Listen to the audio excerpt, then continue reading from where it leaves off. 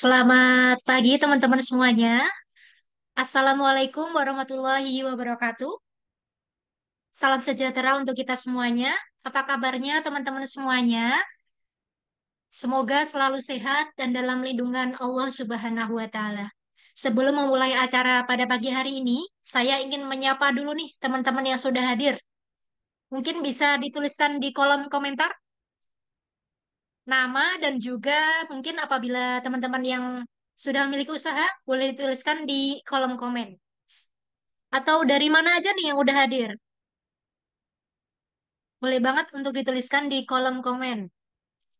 Wah, udah ada dari Kak Maurinta, dari Sekolah Menulis Cantik. Ada dari Kak Ridwan, Septian Bandung. Selamat pagi, Kak Maurinta dan juga Kak Ridwan. Dari mana aja lagi nih? Mungkin bisa dituliskan juga nama IG usahanya. Siapa tahu nih ke depannya bisa saling berkolaborasi.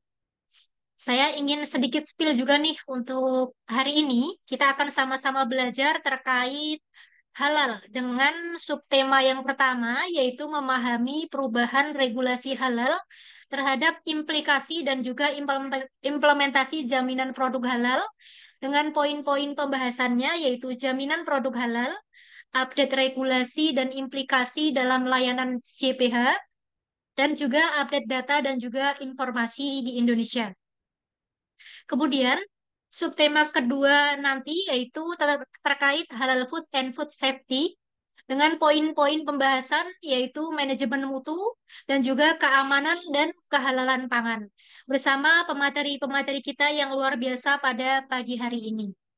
Nah, bisa disiapkan dulu nih mungkin untuk catatannya dan juga mungkin boleh banget nih buat teman-teman disiapkan dulu untuk kopinya biar kita semakin enjoy belajar ke depannya pada pagi hari ini.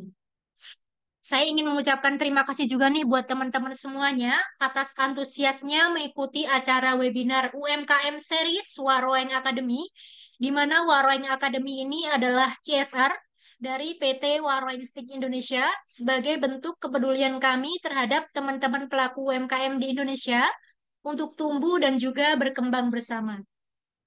Selain kegiatan online seperti ini, Waroeng Academy juga sering mengadakan workshop, diskusi bisnis, dan juga sharing bisnis yang diadakan secara offline di kota-kota di Indonesia. Senang sekali saya Diani Islamiati berkesempatan memandu acara webinar Halal Talk pada pagi hari ini. Namun sebelumnya saya izin membacakan terlebih dahulu susunan acara pada pagi hari ini. Yang pertama yaitu pembukaan, yang kedua, sesi penyampaian materi dari Bapak Zikro SPT ME. Yang ketiga, yaitu sesi penyampaian materi yang kedua, yaitu dari Kak Erwin Setiawan, STPC Herbs. Kemudian selanjutnya nanti ada sesi Q&A. Nah, sesi Q&A ini teman-teman bisa disiapkan untuk pertanyaan terbaiknya. Kemudian yang selanjutnya ada sesi closing statement. Yang selanjutnya nanti ada sesi foto bersama dan yang terakhir nanti ada penutup. Agar teman-teman dapat fokus untuk absensi, nanti akan admin share di kolom chat di akhir acara sebagai syarat untuk mendapatkan e-sertifikat. Sebelum kita memulai acara pada pagi hari ini, ada kabar gembira nih teman-teman semuanya. Hari ini akan ada 5 e-voucher makan dari Warung Stick and Shake buat teman-teman yang beruntung. Caranya gimana? Cukup mudah teman-teman. Caranya yang pertama, teman-teman bisa memberikan pertanyaan terbaiknya, nanti bisa raise hand. Dan yang kedua, nanti dengan cara mereview materi pada pagi hari ini, kemudian tag Wareng Academy, Anak Pangan Indonesia, dan Halal Indonesia. 5 orang terpilih akan mendapatkan e-voucher makan dari Wareng Stick and Shake. Nah, oleh karena itu, bisa banget nih buat disiapkan dahulu catatannya. Mari kita buka acara pada pagi hari ini dengan sedikit pantun nih, teman-teman. Teman-teman boleh jawab cakep ya di kolom komen. Berlayar jauh ke pulau seberang, mencari ikan sambil berlayar. Dengan bismillah kita mulai sekarang. Semoga acara ini penuh berkah dan lancar. Alhamdulillah, langkah ke acara yang kita tunggu-tunggu yaitu sesi penyampaian materi dari Bapak Zikro SPTME. Beliau adalah Kepala Pusat Pembinaan dan Pengawasan Jaminan Produk Halal BPJPH Kementerian Agama Republik Indonesia yang tentunya sudah sangat berpengalaman di bidangnya. Baik teman-teman, tanpa berlama-lama lagi, mari kita sapa dulu nih pemateri kita pada pagi hari ini. Selamat pagi Bapak Zikro. Selamat pagi, Assalamualaikum warahmatullahi wabarakatuh. Waalaikumsalam warahmatullahi Waalaikumsalam wabarakatuh. warahmatullahi wabarakatuh. Apa kabarnya Bapak? Alhamdulillah baik dan sehat. Alhamdulillah, semoga selalu sehat ya Pak dan selalu dalam Amin, lindungan amin. Allah Subhanahu wa taala. Baik Hmm. Bapak, apakah hari ini sudah siap Pak untuk sharing bersama teman-teman UMKM di sini Pak? Oh, dari minggu lalu siapnya. Alhamdulillah.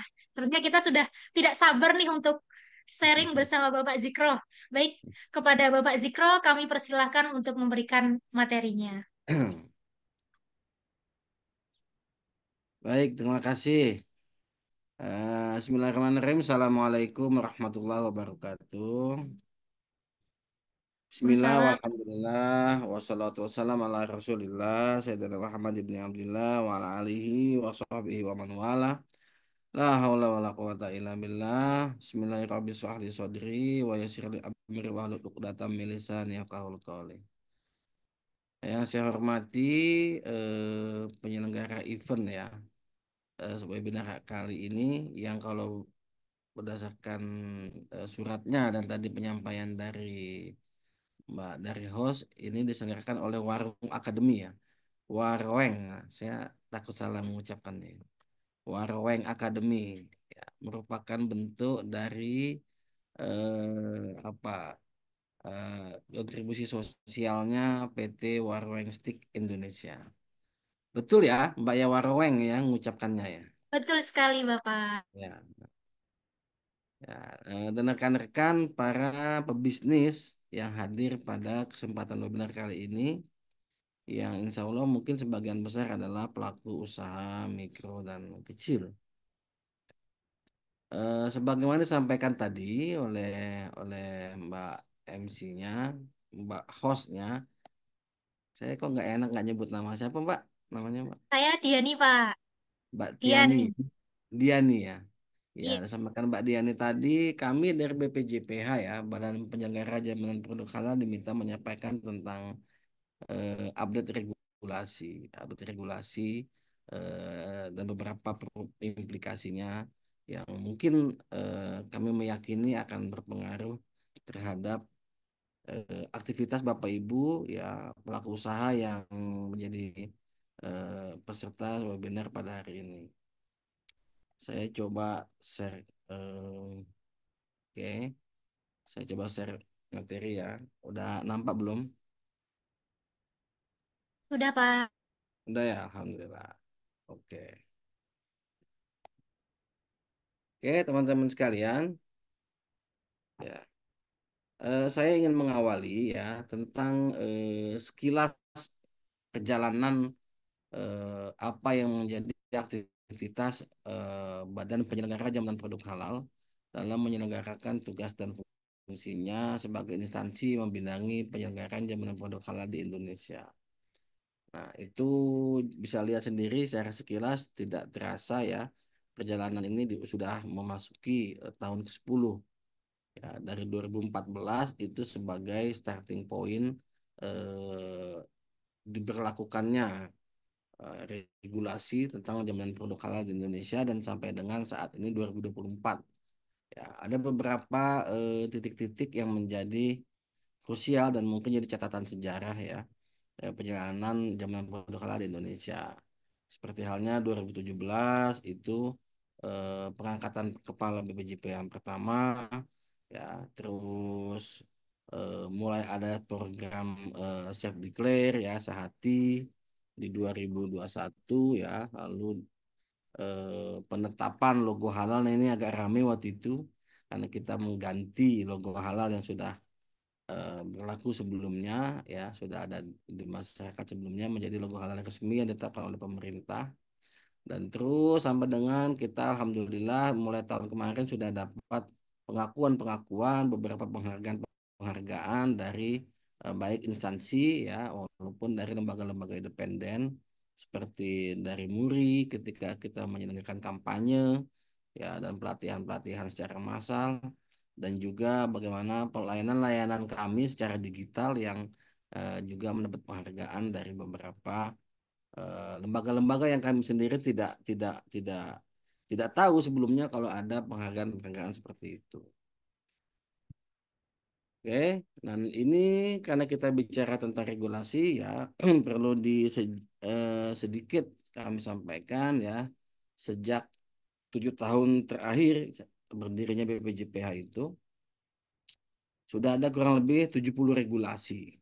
70 regulasi yang dikeluarkan untuk mengatur jaminan produk halal di Indonesia. Dan ini terus berproses ya.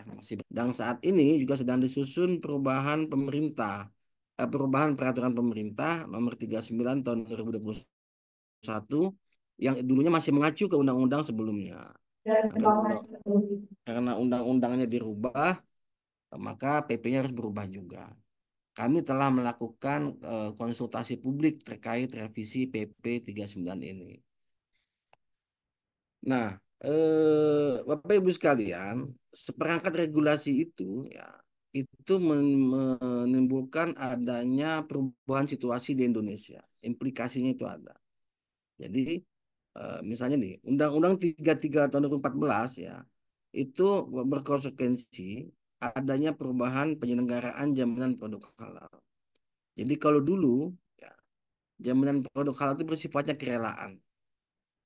Dan penyelenggaranya ya maksud penyelenggara ini yang memeriksa mengeluarkan sertifikatnya itu bukan pemerintah. Nah, tetapi sejak ada Undang-Undang 33 2014 ya yang pasal 4-nya menyatakan bahwa semua produk yang masuk beredar dan diperdagangkan di wilayah Indonesia itu wajib bersertifikat halal. Nah, ini me- berkonsekuensi terhadap adanya perubahan situasi. Jadi kalau dulu sifatnya kerelaan, voluntary, sekarang menjadi wajib, ya kan? Sekarang menjadi wajib atau kita menyebutnya mandatori. Jadi kalau dulu ya Bapak Ibu pelaku usaha nih, rekan-rekan pelaku usaha ya ingin mengurus sertifikat halalnya seperti Waraweng Indonesia ini misalnya dulu sebelum ada undang-undang ini ingin mengurus sertifikat halal buat produknya ya steak atau minuman tadi itu datang ke sebuah lembaga yang namanya LPPOM yang dibentuk oleh Majelis Ulama Indonesia. Itu kalau mau, jadi sifatnya kerelaan. Kalau nggak mau nggak apa-apa. Tetapi sekarang dengan adanya undang-undang ini, di mana pasal 4-nya mencantumkan semua produk itu wajib bersertifikat halal, maka itu menjadi mandatori. Jadi kalau dulu sifatnya voluntary, sekarang menjadi mandatori. Dan karena dia di undang-undang, diatur dalam undang-undang, dan penyelenggaranya adalah pemerintah, instansi pemerintah. Jadi kalau dulu sifatnya voluntary, sekarang menjadi mandatori. Kalau dulu sertifikat halal itu eh, eh, tidak ada jaminan hukum ya, sekarang menjadi ada jaminan hukum karena yang mengeluarkan itu pemerintah. Jadi kalau dulu ketika masa voluntary tidak ada kepastian hukum di situ, kalau sekarang ada kepastian hukum terhadap sertifikat halal yang dikeluarkan. Lalu pertanyaannya kenapa? Kenapa sih dirubah situasi itu? Kenapa sih harus ada regulasi-regulasi seperti itu? Ya, Bapak Ibu dan teman-teman sekalian, regulasi itu dikeluarkan pasti ada tujuannya. Nah, tujuan regulasi ini adalah sebenarnya hanya dua, yaitu memberikan ada dua itu pada dua sisi pada aktor di ekonomi. Kita sama-sama tahu ya, dalam perspektif ekonomi kita di masyarakat kadang-kala menjadi produsen, kadang-kala menjadi konsumen. Teman-teman pelaku usaha di sini ketika menjual produknya itu sebagai produsen. Tetapi ketika teman-teman itu membeli sesuatu, maka itu menjadi konsumen. Nah, undang-undang ini, perangkat regulasi ini bertujuan untuk kepentingan dua aktor dalam ekonomi itu. Nah, tujuan pertamanya itu adalah untuk memberikan kenyamanan, keamanan, keselamatan, dan kepastian ketersediaan produk halal bagi masyarakat dalam mengkonsumsi dan menggunakan produk. Ini adalah untuk menjawab kepentingannya konsumen. Karena memang ya tidak hanya ketika undang-undang itu disahkan sampai dengan saat ini ya peningkatan demand dari masyarakat ya, untuk menghendaki ya ingin ada jaminan ketersediaan halal pada produk-produk yang dibelinya itu semakin tinggi. Survei-survei terakhir itu angkanya di atas 90% di Indonesia ini. Bahkan untuk generasi Z tuh juga mendekati 90% oleh lembaga-lembaga survei yang independen. Nah, tujuan keduanya adalah meningkatkan nilai tambah bagi pelaku usaha dalam memproduksi dan menjual produk halal. Jadi, di satu sisi untuk kepentingan konsumen, menjamin ketersediaan produk halal, di sisi lain ya, ini juga untuk mendorong produsen itu biar produknya itu ada nilai tambah. Teman-teman pelaku usaha pasti paham, apalagi pelaku usaha di bidang makanan minuman. Ya, produk itu ketika terjamin kehalalannya, itu punya nilai tambah dibanding produk yang tidak ada jaminan kehalalannya. Ya, tidak usah jauh-jauh. Sekarang aja kalau kita lihat iklan di TV, ya, bagi produk-produk yang telah bersertifikat halal itu sekarang dicantumkan semua kata halalnya, diperbesar kadang-kala atau disorot khusus logo halalnya. Bahkan kadang diucapkan oleh bintang iklannya itu halal gitu kan. Nah, itu merupakan bentuk bahwa eh, jaminan kehalalan itu adalah nilai tambah. Jadi undang-undang ini mendorong dua hal tersebut. Oke. Sekilas saya ingin menceritakan, ya, menyampaikan karena ini merupakan kewajiban kami dalam melakukan sosialisasi apa saja yang produk-produk yang wajib bersertifikat halal. Kan? Nah, produk itu terdiri dari dua, satu barang, yang kedua jasa. Untuk barang dibagi-bagi lagi, ada makanan, minuman, obat, kosmetik, produk kimiawi, produk biologi, produk rekayasa genetik, terus barang-barang yang dipakai, digunakan atau dimanfaatkan. Khusus untuk barang-barang yang dipakai, digunakan atau dimanfaatkan ini adalah barang-barang yang mengandung unsur hewan. Yang kedua, produk itu juga bisa berupa jasa. Jasa penyembelihan, jasa pengolahan, jasa penyimpanan, pengemasan, pendistribusian, penjualan, dan penyajian. Ini adalah kelompok produk-produk yang wajib bersertifikat halal. Ada nggak yang tidak wajib bersertifikat halal? Ada. Nah, awalnya disampaikan di ayat 2-nya itu, ya, produk yang berasal dari bahan yang diharamkan itu dikecualikan dari kewajiban bersertifikat halal. Jadi, ada produk yang wajib bersertifikat halal, tapi ada produk yang tidak wajib bersertifikat halal karena mengandung bahan yang diharamkan, tetapi terhadap produk itu wajib memberikan keterangan tidak halal. Jadi seandainya teman-teman pelaku usaha punya produk-produk yang telah bersertifikat halal, ingin juga menjual barang-barang yang tidak halal, boleh nggak? Ya boleh. Undang-undang ini menjamin boleh, tetapi harus memberi keterangan kepada konsumen bahwa produk ini tidak halal. Boleh. Bentuk-bentuk tidak halal itu misalnya kasih gambar babi, kalau dia produk mengandung daging babi, atau dikasih ketika minuman yang mengandung alkohol dikasih tahu kepada konsumen ini minuman alkohol, ya kan? Nah, itu adalah jaminan kepada produsen. Nah, sekian banyak produk itu tentunya juga tidak mungkin secara serentak harus bersertifikat halal semuanya. Oleh karenanya melalui PP 39 itu sudah diatur, diatur tahapan-tahapannya. Titik start tahapan itu ada yang di 2019, ada yang di 2021. Yang di 2019 itu pentahapannya itu berakhir di tahun ini. Tepatnya di 17 Oktober 2024. Itu untuk tiga subkategori, yaitu makanan minuman, bahan baku, bahan tambahan pangan, bahan penolong untuk makanan minuman itu sendiri, dan hasil sembelihan serta jasa penyembelihan. Ini wajib bersertifikat halal. Dengan tahapan pertama.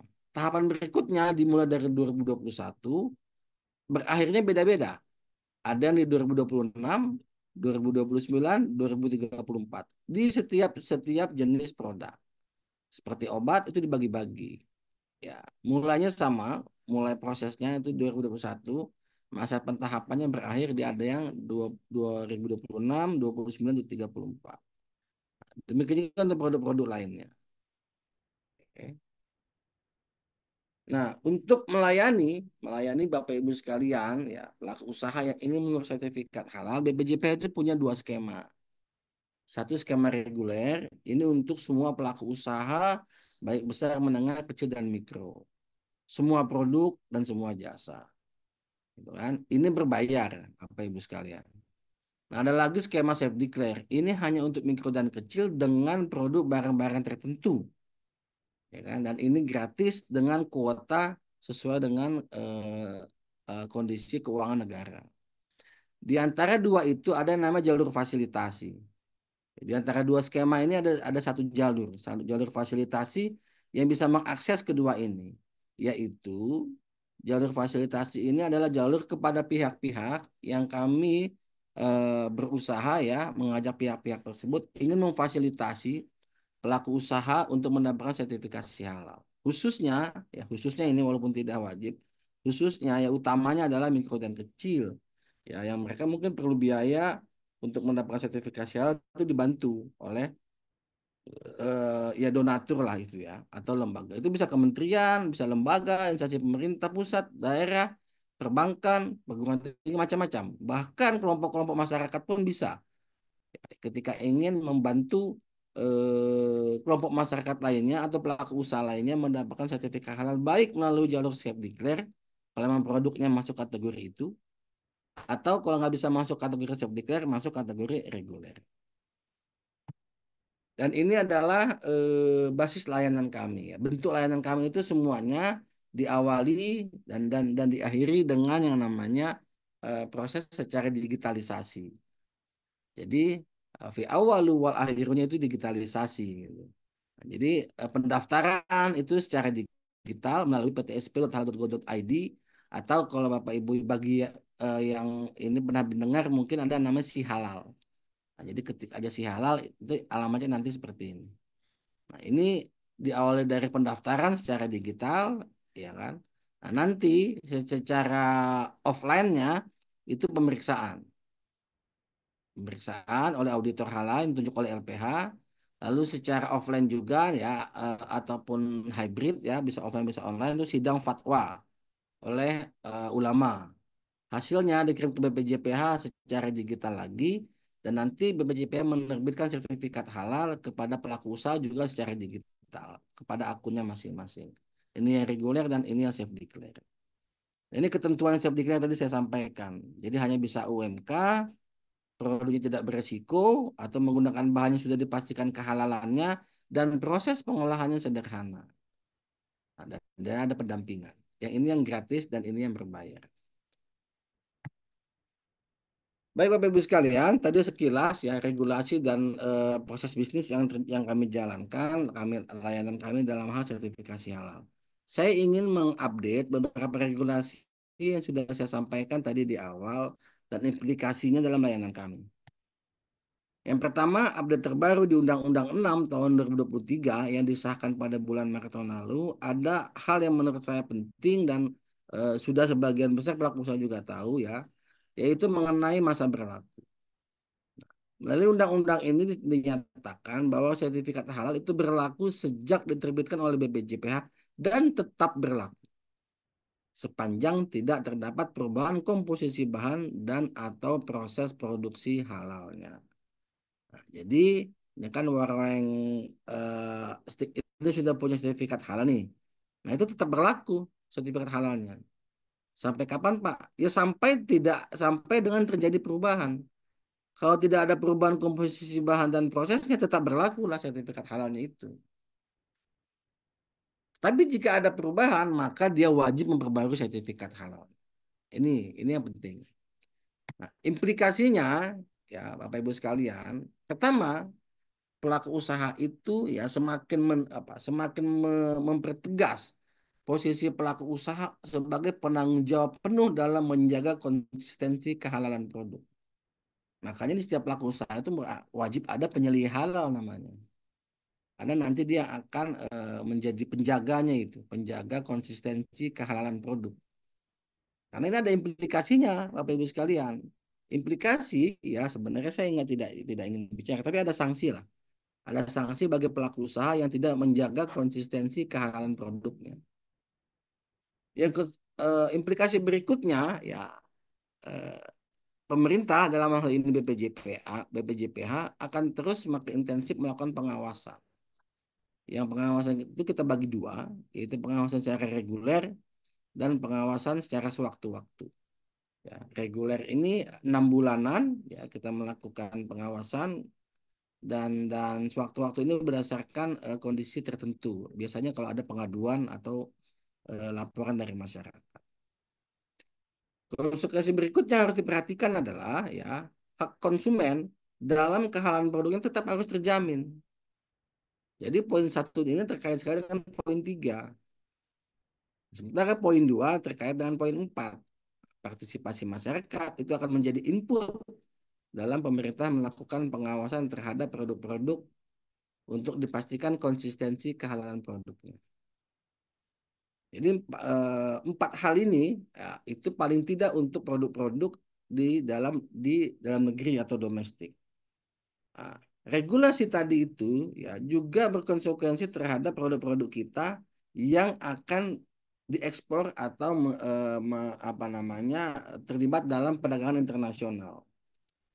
Dalam perdagangan internasional itu akan ada perubahan mekanisme administrasi.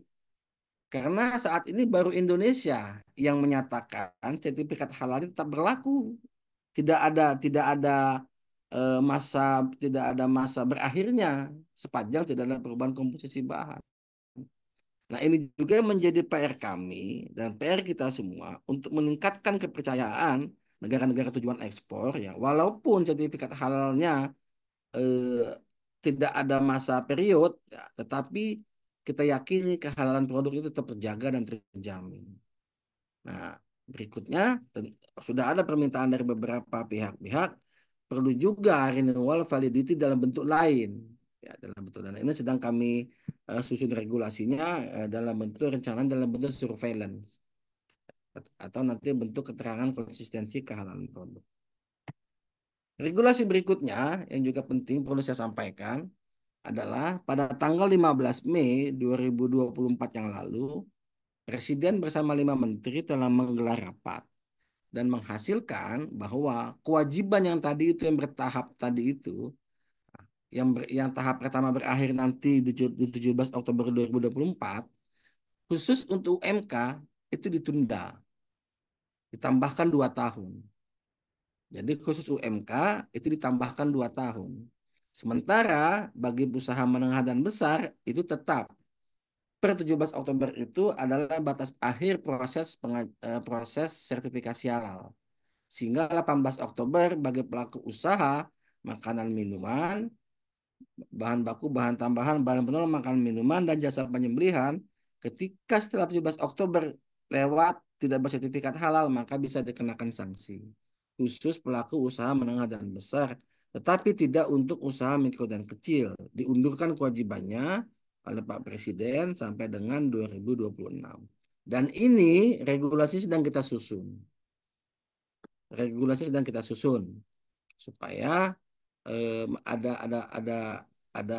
apa ya, ada acuan secara tertulis. Kemarin itu kan baru hasil rapat ya, dan itu dimasukkan dalam revisi PP 39 yang sedang kita susun. Nah, apa konsekuensinya ya, Bapak Ibu sekalian? Hal pertama yang perlu kami sampaikan ya, implikasinya adalah bahwa pemunduran batas waktu itu bahwa yang dimundurkan itu hanya batas waktunya. Kewajiban sertifikat halal tetap berlaku. Jadi hanya penambahan aja, penambahan batas waktu 2 tahun. Tapi kewajibannya tetap. Jadi pelaku usaha itu walaupun mikro dan kecil ya, di mungkin peserta webinar ini banyak yang pelaku UMK. Memang iya dimundurkan batas waktunya, tetapi tetap wajib. Ya, tetap wajib untuk 3 produk tadi itu, dan nanti dia akan berbarengan masa berakhirnya dengan produk-produk yang memang sudah diatur di masa berakhirnya ini 2026. Nah, jadi beberapa ketika membaca berita-berita kayak tadi itu nanya ke kami, oh berarti sekarang nggak wajib lagi Pak ya? Ya enggak, tetap wajib, cuma ditambah 2 tahun.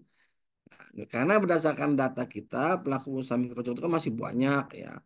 Sementara apa namanya, yang tercatat itu belum belum sebanyak yang ada di lapangan. Implikasi berikutnya, ya, kita perlu mendorong skema khususnya skema reguler perlu didukung oleh banyak pihak melalui jalur fasilitasi. Karena UMK ini kadangkala terkendala biaya, khususnya yang reguler, terkendala biaya untuk mengurus sertifikasi halal. Nah, itu kita kita mendorong banyak pihak untuk membantu nih UMK-UMK yang khususnya skema reguler untuk mendapatkan sertifikasi melalui jalur-jalur fasilitasi. Bisa dana CSR perusahaan. Nah, seperti Warweng Stick ini kalau mau CSR ngebantu UMK-UMK yang jadi mitranya boleh, yang reguler skemanya. Atau mungkin perbankan. Nah, saat ini sudah banyak perbankan membantu UMK untuk mendapat sertifikasi halalnya. Tetapi perbankan itu biasanya membantu ke nasabahnya. Berikutnya, layanan layanan skema self declare. Nah, ini saya kasih hijau karena ini masih dalam opsi. Self declare yang tadi gratis itu ternyata juga ada demand-nya dari pelaku usaha mikro kecil yang produk-produknya masuk kategori self declare, dia mau berbayar karena biayanya kan tidak mahal, hanya 230.000. Kalau yang produk masuk kategori self declare. Sementara kalau yang reguler kan biayanya ya lebih lebih tinggi lagi gitu. Nah, kalau cuma 230.000 Pak, daripada nunggu yang gratis dari pemerintah kelamaan, gilirannya udah saya bayar sendiri aja. Nah, tapi belum ada dasar hukumnya. Tapi ini opsi ini sudah kita masukkan rencananya dalam regulasi jika perubahan itu dimungkinkan. Dan yang juga penting implikasinya adalah untuk mendukung, ya, mendukung itu sertifikasi di sektor makanan minuman, kita juga minta percepatan sertifikasi sektor hulu. Dalam hal ini tempat-tempat penyembelihan. Karena banyak usaha di suatu daerah yang ngurus sertifikat halal tidak bisa karena dagingnya diperoleh dari eh, rumah potong hewan yang belum bersertifikat halal. Nah, ini kita dorong, sudah ada melalui Pak Menteri Dalam Negeri, ada instruksi kepada seluruh Pemda untuk segera mensertifikasi halal tempat-tempat pemotongannya, supaya pelaku usahanya bisa juga dapat sertifikat halal. Bapak Ibu sekalian, selain itu, ini adalah hal yang kami sampaikan pada saat konsultasi publik revisi PP 39. Ada 8 item ya, kalau saya nggak salah ingat ya. Pertama itu pengaturan relaksasi yang tadi saya sampaikan, pemunduran kewajiban sertifikasi halal, lalu ada penyesuaian terhadap proses, ya, proses penetapan kehalalan produk, lalu pengaturan tentang hasil sembelihan yang saya sampaikan tadi, nanti perlu diatur lebih lanjut, dan juga layanan, layanan kepastian waktu juga nanti akan kita beri ruang tambahan buat pelaku usaha. Lalu pembaruan tadi itu, ya, itu perlu diatur juga bagaimana kalau nanti ada pelaku usaha yang walaupun masa berlakunya masih tidak ada masa berlaku, produknya tidak ada perubahan, tapi dia akan melakukan pengembangan. Nah, ini perlu kita atur juga di PP. Lalu terkait impor juga sedang kita susun nanti di regulasinya. Ini pengawasan yang rencananya yang tadi saya sampaikan secara surveillance. Ya.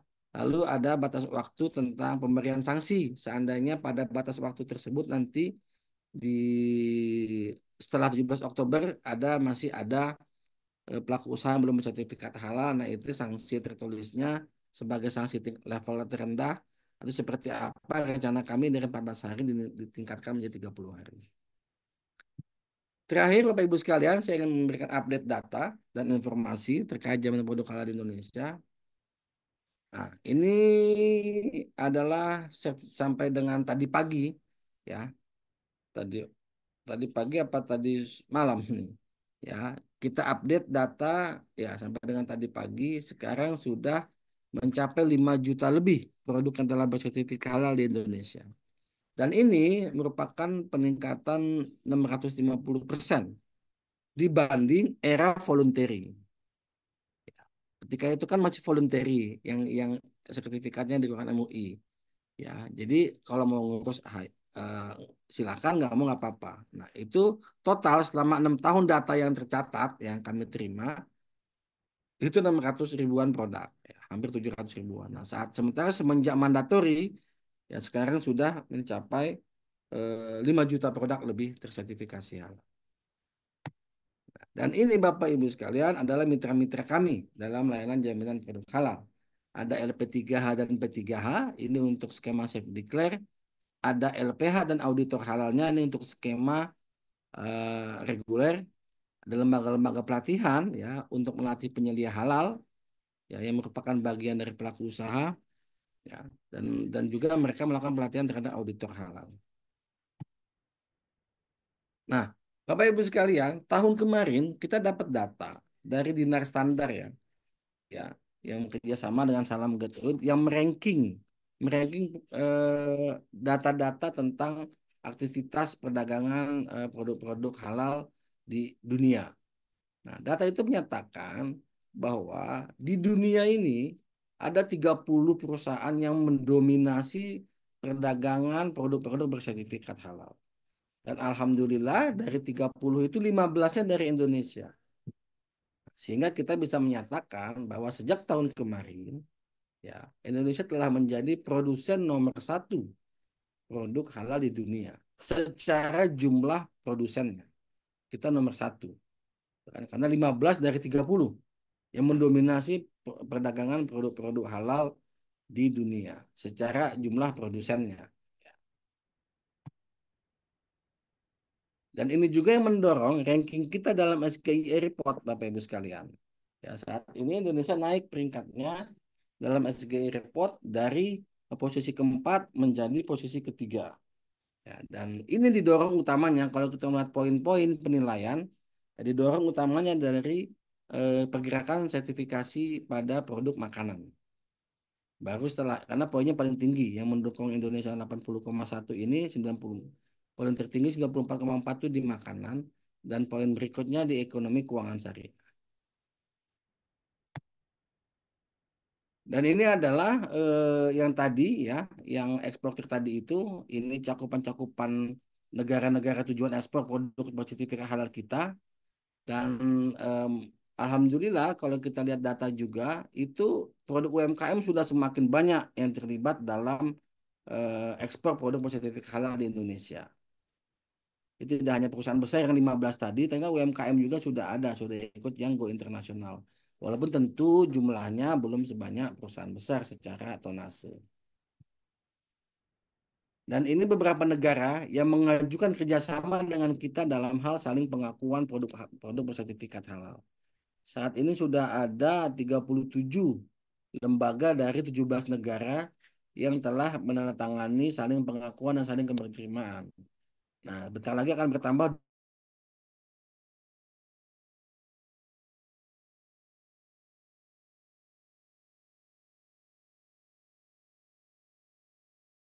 28 ya karena sudah selesai asesmennya perdagangan internasional untuk produk-produk bersertifikat halal Indonesia maupun ke Indonesia.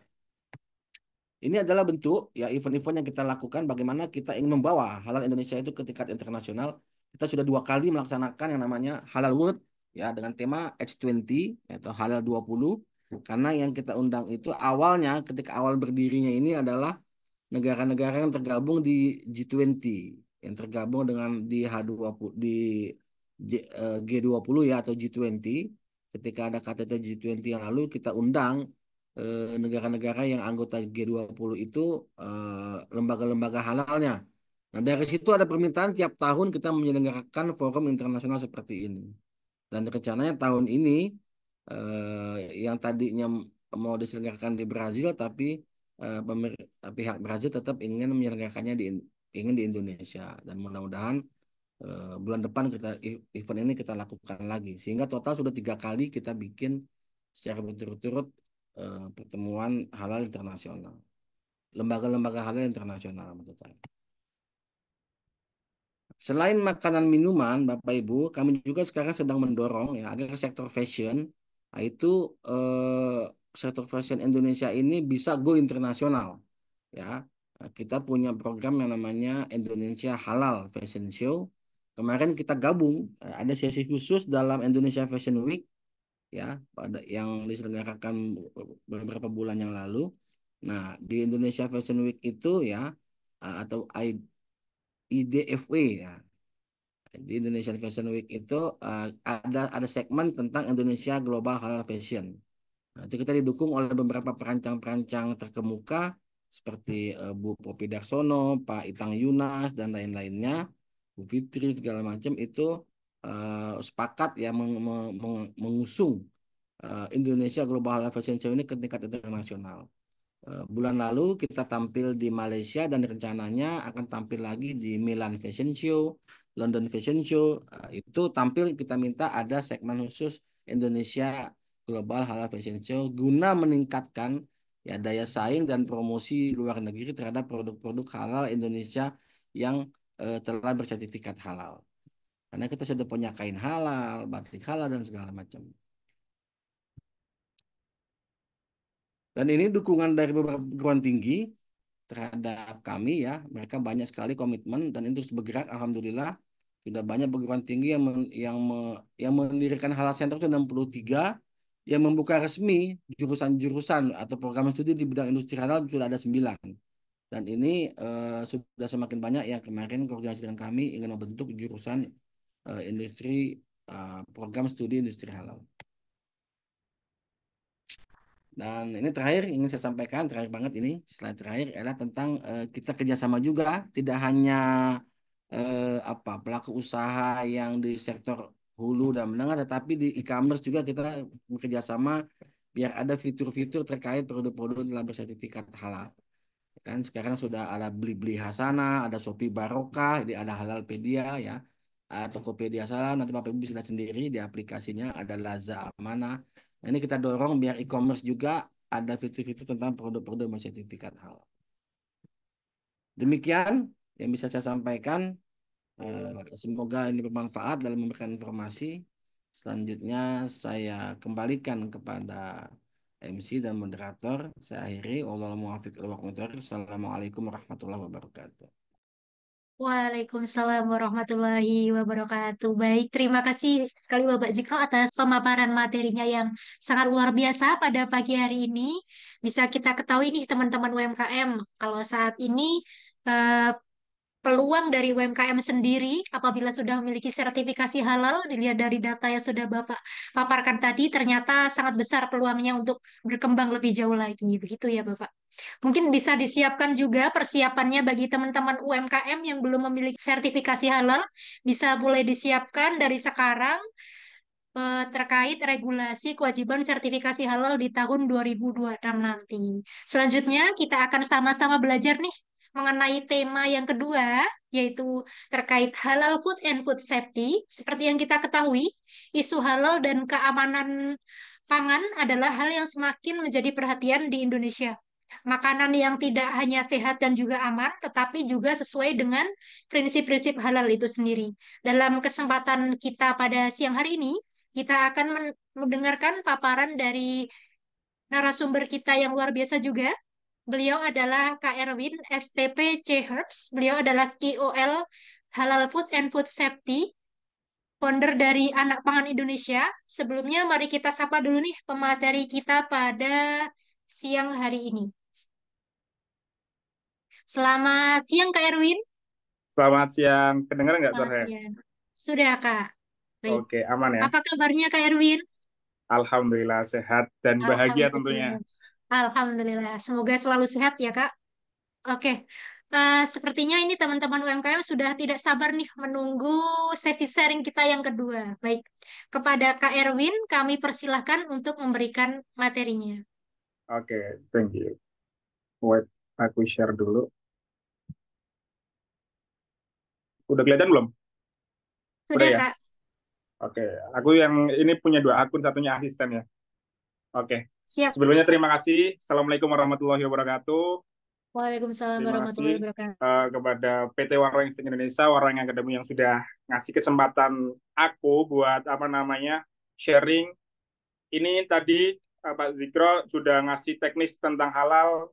Saya sedikit sharing karena basic saya kan teknologi pangan dan kebetulan juga pastinya berkaitan dengan food safety, manajemen mutu, kemudian kehalalan pangan juga pastinya itu menyangkut itu. Dan di sini di siang hari ini aku bakal sharing tentang bukan hanya sekedar halal tapi juga toyib. Teman-teman pasti tahu bahwa halal dan toyib punya satu kesatuan yang ada di dalam produk pangan.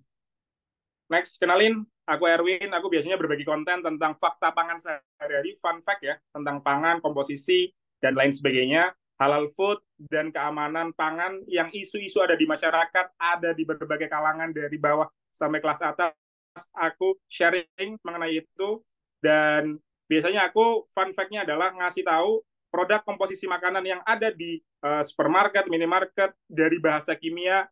Aku coba membahasakan supaya orang-orang awam itu juga tahu. Aku basicnya teknologi pangan, dan siang ini mari kita belajar tentang kenapa harus halal dan thayyib. Kalau kita ngomongin yang namanya halal, substansinya adalah produk pangan halal itu berasal dari bahan bakunya yang halal, supply chain-nya juga halal, kemudian proses produksinya supaya tidak terkontaminasi dengan bahan yang tidak dihalalkan atau haram, sehingga menghasilkan produk yang halal.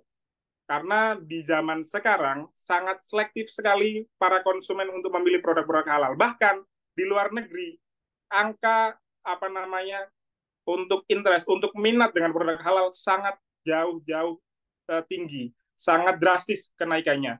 Bahkan restoran-restoran junk food yang ada di luar negeri sekarang sudah menerapkan namanya sistem jaminan halal juga ya, versi luar negeri, sehingga bisa menaikkan customer, bisa menaikkan revenue, dan itu sangat bagus buat perusahaan. Halal dan thayyib itu bukan itu bahan pangan, produk pangan yang punya nutrisi lengkap. Kalau dari perspektif teknologi pangan, bahwa produk pangan itu produk pangan yang halal adalah produk pangan yang punya nutrisi, kemudian zat makro, zat mikronutrien yang sangat lengkap, vitamin dan lain-lainnya juga sangat lengkap. Itu sudah halal dan thayyib. Karena apa? Karena produk pangan yang kita makan tentunya harus bisa membawa kebermanfaatan buat tubuh kita. Jangan sampai kita makan apapun itu justru jadi penyakit. Itu yang namanya bukan hanya sekedar halal, tapi juga thayyib. Halal dan haram bukan tentang babi dan homer saja. Terkadang kita sangat menyepelekan.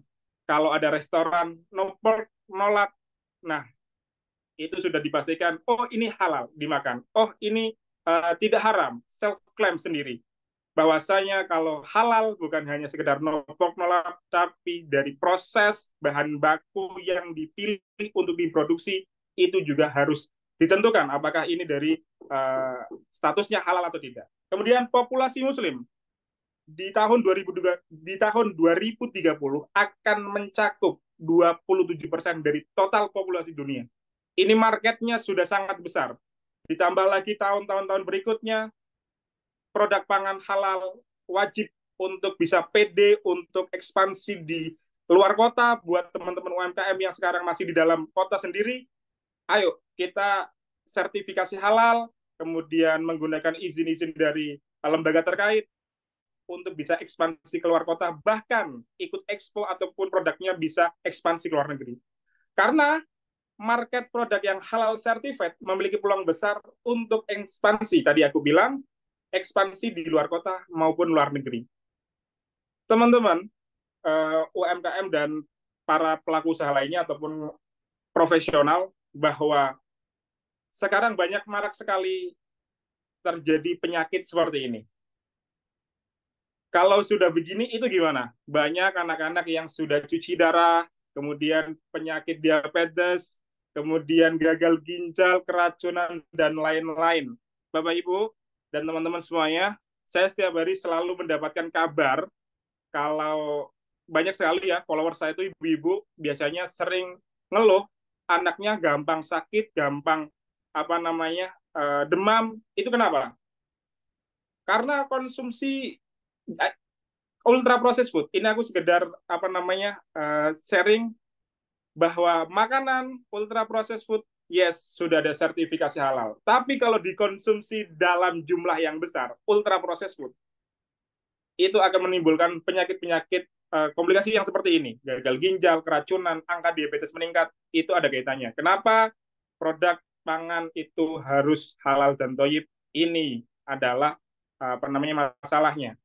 Solusinya adalah kita harus menghindari produk-produk pangan yang memang tidak dibutuhkan oleh tubuh kita.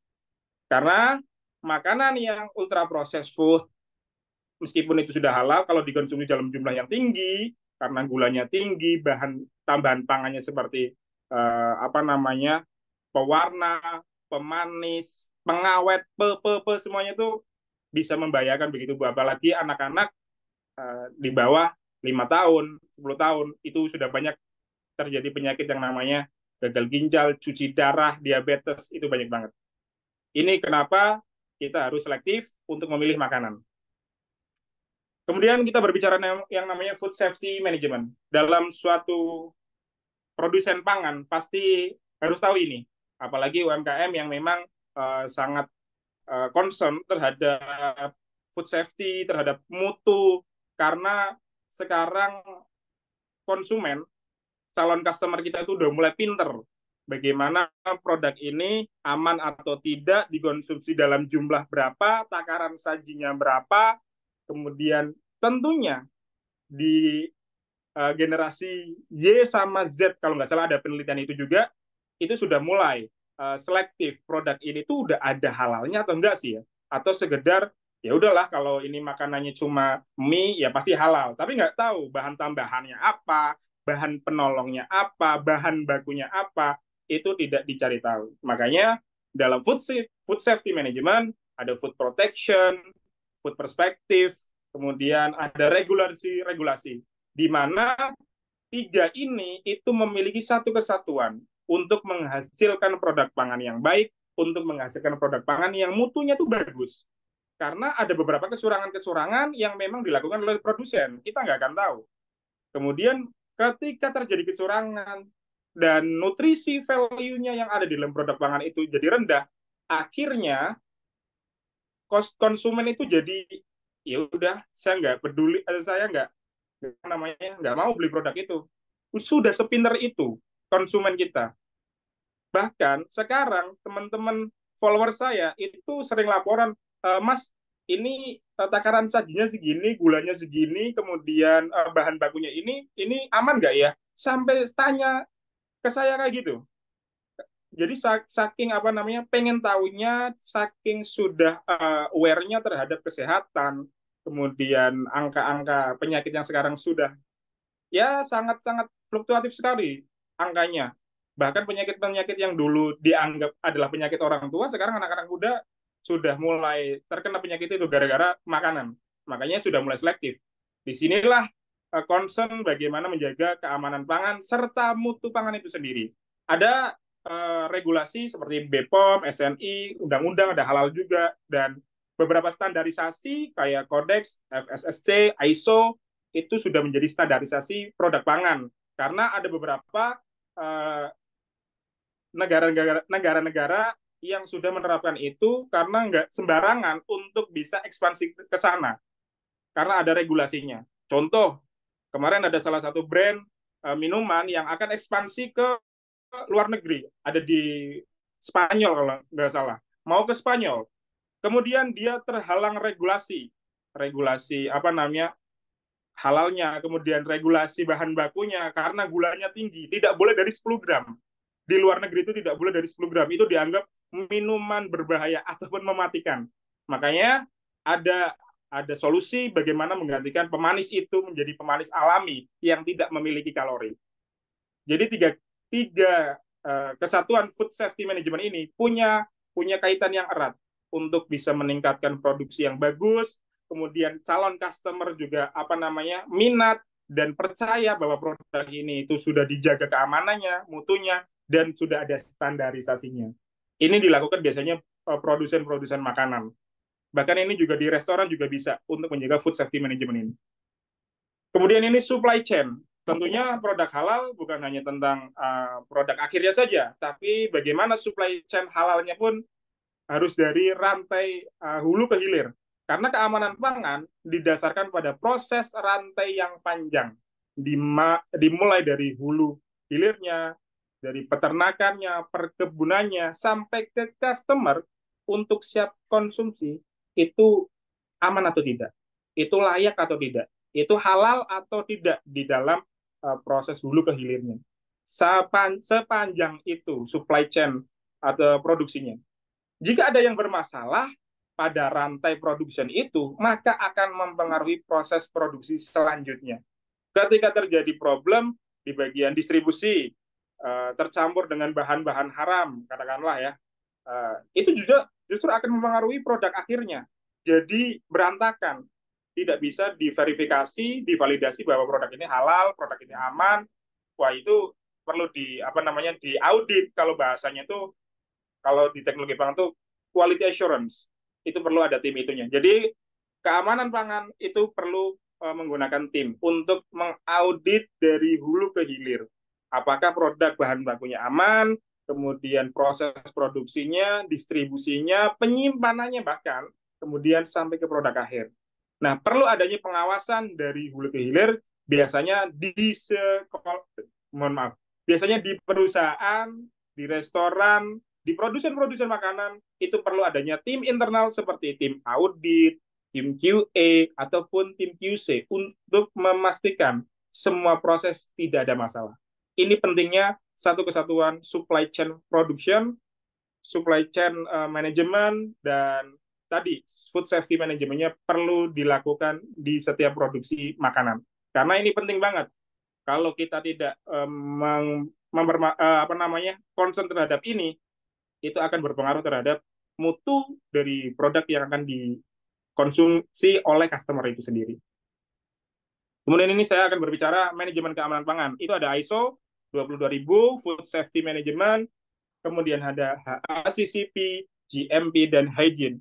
Ini biasanya digunakan oleh industri-industri besar. Terus gimana sama UMKM? Minimal banget ini. UMKM harus bisa menjaga yang namanya hygiene. Karena hygiene tingkatan yang lingkupnya kecil dan kita bisa bisa mengendalikan itu. Ada beberapa UMKM yang saya lihat, saya berdasarkan experience, ada UMKM makanan itu jualan ayam, itu tempat dine-in-nya itu bukan menyatu sih, dekat dengan toilet. Nah, itu sudah menyalahi aturan yang namanya hygiene. Sebenarnya nggak boleh tempat makan dine-in berdekatan dengan yang namanya toilet. Dan saya lihat juga di toiletnya itu ada bahan baku sayur-sayuran ya, mungkin untuk lalapan kalau nggak salah. Itu dicuci di dalam toilet itu. Itu sudah menyalahi aturan kalau dalam proses hygiene kayak gini.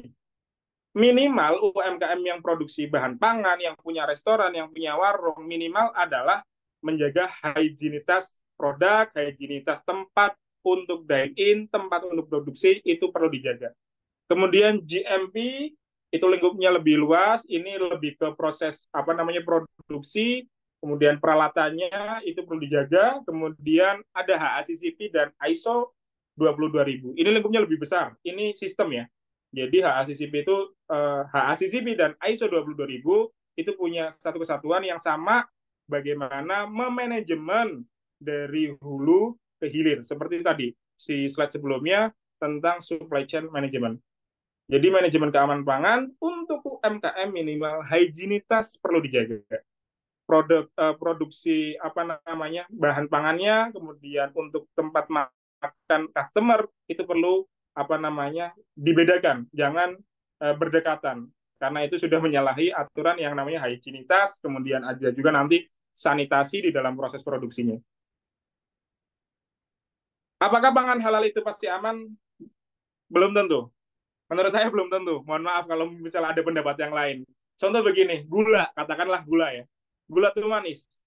Gula tuh manis kalau kita kasih, gula tuh halal ya, kalau proses produksinya halal. Nanti saya juga akan bahas titik kritis gula. Gula tuh halal secara produksi dan lain-lain. Oke, sudah tervalidasi halal. Ketika diberikan kepada penyakit orang yang terkena diabetes, apakah itu jadi toyib? Apakah jadi baik? Justru itu akan menimbulkan penyakit yang lain, justru ataupun memperparah dari penyakit tersebut. Kemudian ada lagi, 1 bulan yang lalu, saya nguji namanya madu. Saya penasaran, madu murni itu beneran murni atau enggak? Karena yang tertera di dalam produk pangan yang ada beredar di pasaran, produk madu ya, itu mengklaim 100% madu murni, alami. Wah, saya jadi penasaran.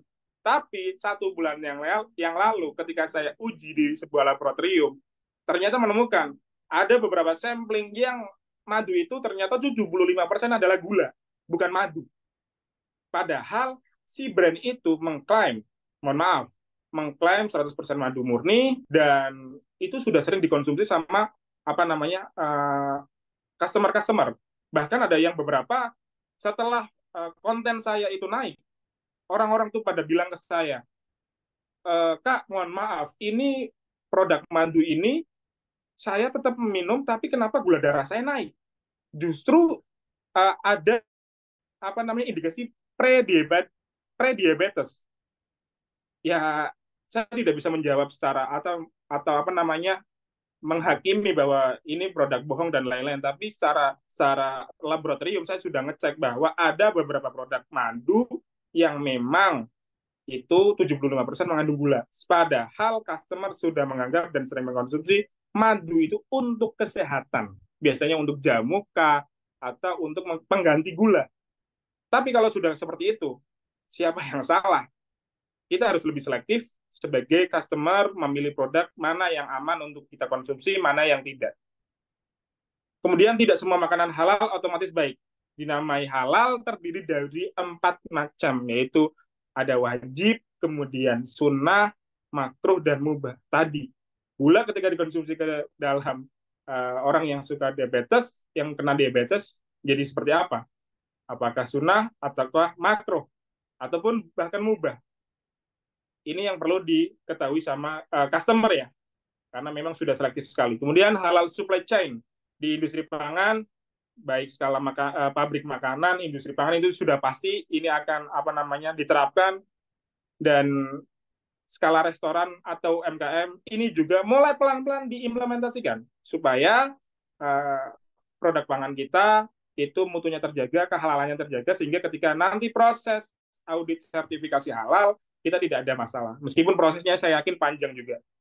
Kemudian pastikan produsen wajib menentukan titik kritis semua bahan yang ada di produksi. Titik kritis bahan nabati, titik kritis hewaninya juga harus tahu, si produsen harus tahu. Karena sekarang banyak banget contoh, katakanlah restoran ayam bakar, katakanlah. Restoran ayam bakar, dia bakarnya pakai arang, kemudian ngolesi bumbunya pakai kuas. Nah, kuas tuh punya titik kritis kehalalan. Apakah kuas yang digunakan ini halal atau tidak? Karena ada beberapa kuas yang memang sudah mengklaim tuh ada di gagangnya ya kalau nggak salah ya. Itu menggunakan kuas babi. Tapi apakah kita tahu atau enggak bagaimana cara membedakannya? Apakah ada pertanyaan juga? Apakah babi punya bulu? Ada beberapa spesies babi yang memang memiliki bulu, dan itu diproduksi rata-rata kebanyakan adalah di China. Kemudian Indonesia menjadi negara kedua terbesar di dunia yang mengimpor bulu babi untuk dijadikan kuas. Solusinya bagaimana? Simple. Kita coba menggunakan kuas-kuas yang sintetis ataupun kuas yang food grade. Dan coba dipelajari lagi apakah kuas yang digunakan dari bulu babi biasanya kayak serat-serat gitu, bukan sintetis ya. Itu ketika dibakar tuh baunya kayak perengus gitu. Berbeda dengan kuas-kuas sintetis yang ketika dibakar itu baunya plastik. Itu cara membedakannya secara simple saja seperti itu.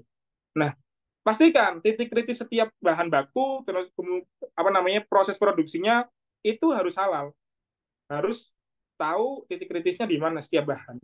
Nah, itu yang diperlukan para pelaku MKM, produsen makanan, ataupun sejenisnya untuk bisa menerapkan titik kritis setiap bahan pangan. Next, kita akan membahas titik kritis pada nabati. Buah itu produk yang positif list, yang termasuk ya tidak haram ya, itu halal. Tapi perlu diketahui bahwa untuk masa simpan yang lama, karena buah kan itu tidak memiliki masa simpan yang lama ya, hanya berapa minggu ataupun berapa hari aja itu udah busuk. Nah, ada proses yang namanya edible film untuk bisa mengawetkan buah supaya tidak cepat busuk, supaya mikroba pun tidak menggerogoti yang namanya produk tersebut. Buah dan sayur termasuk positive list, tapi punya titik kritis kehalalan. Buah-buahan itu dilapisi yang namanya edible film, kemudian lilin, wax, ataupun gelatin. Titik kritisnya di mana? Adalah di gelatin. Gelatin ini biasanya dibuat menggunakan tulang hewan, tulang-tulangan hewan lah. Nah, kita harus tahu apakah tulang yang digunakan itu dari hewan yang dihalalkan ataupun tidak. Takutnya ada gelatin yang memang dari babi, karena memang Indonesia masih mengimpor bahan baku gelatin dari luar negeri yang menggunakan babi. Kemudian buah kering yang diberi glazing agent dengan tujuan supaya mengkilap. Pasti kalian lihat apa namanya manisan-manisan, kemudian kurma itu biasanya mengkilap ya seperti itu. Itu perlu apa namanya ada titik kritisnya. Menggunakan glazing agentnya itu dari mana? Atau menggunakan asam stearat, beeswax, candela yang sumbernya dari hewan ataupun nabati. Nah kalau dari hewan itu apa namanya dari hewan yang seperti apa prosesnya. Kemudian dari nabati kira-kira dia menggunakan proses bahan penolongnya atau bahan-bahan pangannya tuh apa? Itu perlu diketahui. Ini titik kritis dari buah dan sayur. Kemudian ini titik kritis dari gula pasir. Gula pasir emangnya nggak halal. Ya ini ada titik kritisnya. Gula pasir itu prosesnya rafinasi. Rafinasi itu proses pemurnian. Bagaimana proses pemurnian itu biasanya menggunakan bahan penolong. Bahan penolong itu berupa resin penukar ion. Dan ini, si resinnya ini, itu dibuat dengan cara reaksi. Secara kimianya itu reaksi kompolimerisasi yang melibatkan gelatin. Lagi-lagi gelatin. Nah, kita harus tahu apakah gelatin yang digunakan pada saat proses reaksi kompolimerisasi ini menggunakan bahan hewan atau nabati. Kalau dari hewan, kita harus tahu juga apakah hewan yang digunakan adalah hewan yang memang dihalalkan secara syariat. Kemudian titik kritis ada di bahan gelatin menggunakan sumber dari hewan dan yang diharamkan ataupun tidak. Kalaupun tidak, apakah hewan tersebut sudah disembelih sesuai syariat atau belum? Seperti itu. Ini titik kritis dari gula pasir. Nah, ini titik kritis dari vanilla ekstrak ini. Yang ketiga ini biasanya apa namanya harus dipahami sama UMKM yang biasanya produksi roti-rotian, bakery. Karena biasanya menggunakan vanili. Vanilla ekstrak itu pengolahannya biasanya menggunakan perendaman di dalam alkohol supaya menghasilkan rasa dan aroma yang maksimal. Biasanya setahu saya itu biasa menggunakan alkohol yang namanya vodka karena itu bisa apa namanya rasanya netralitas dan bisa menghasilkan rasa dan aroma yang memang maksimal. Nah, vanilla ekstrak murni ini mengandung 35% alkohol dan 100 gram batang vanili per liter. Cara halalnya gimana, Mas Erwin? Ada cara halal yang memang sudah di share di beberapa jurnal penelitian, bahkan teman-teman udah pernah nyoba bisa menggunakan namanya gliserin yang halal. Itu opsi untuk membuat vanilla ekstrak yang halal dikonsumsi. Ini di gambar yang samping itu lada mame in vanilla itu halal certified. Biasanya ini digunakan untuk proses produksi roti-rotian ataupun es krim juga bisa. Jadi teman-teman jangan sembarang teman-teman yang memang concern di produk pangan halal ya, itu jangan sembarangan untuk mengambil yang namanya vanilla ekstrak, kemudian ambil yang namanya gelatin. Ada kadang UMKM bakery yang menggunakan gelatinnya perlu halal certified atau enggak, vanilla ekstraknya halal certified atau enggak, dan mungkin ini saya nggak nyatet di sini, itu ada yang namanya ram ini, ram essence dan lain-lain itu juga tidak diperbolehkan kalau memang concern dalam halal food ya. Kemudian kita titik kritis bahan hewani. Titik kritis bahan hewani itu syaratnya bahan turunan berasal dari hewan yang halal dan suci serta hewan sudah disembelih sesuai dengan syariat. Bukan darah, tidak tercampur dengan bahan haram dan najis. Kemudian ada pertanyaan begini, sering ya pertanyaan begini, Mas Erwin, biasanya saya itu jualan ayam goreng, tapi supplier saya itu dari pasar, saya nggak tahu itu halal atau enggak, sembelihnya pakai bismillah atau enggak. Gimana saya tahu cara tahu halal atau enggaknya? Terkadang kita jangan langsung menghakimi bahwa kayaknya itu enggak halal deh. Terus habis itu mode of the mode ngasih tahu ke teman-teman, jangan beli di situ, itu enggak pakai bismillah. Itu terkadang kita langsung menghakimi seperti itu. Baiknya gimana? Kita tanyakan, apakah bisa menggunakan bismillah? Apakah menggunakan bismillah sesuai syariat ataukah tidak? Tapi kalau jawabannya kemarin sih saya menggunakan Bismillah ya Mas, saya menggunakan syariat, tapi hari ini nggak tahu, saya tadi lupa. Itu perlu ditanyakan ulang. Jangan sampai kita membeli produk yang seperti itu di pasar, yang nggak tahu itu menggunakan syariat atau tidak, habis itu kita beli. Nah, itu juga menjadi concern teman-teman untuk selektif membeli supplier hewani ya, ayam ataupun daging sapi.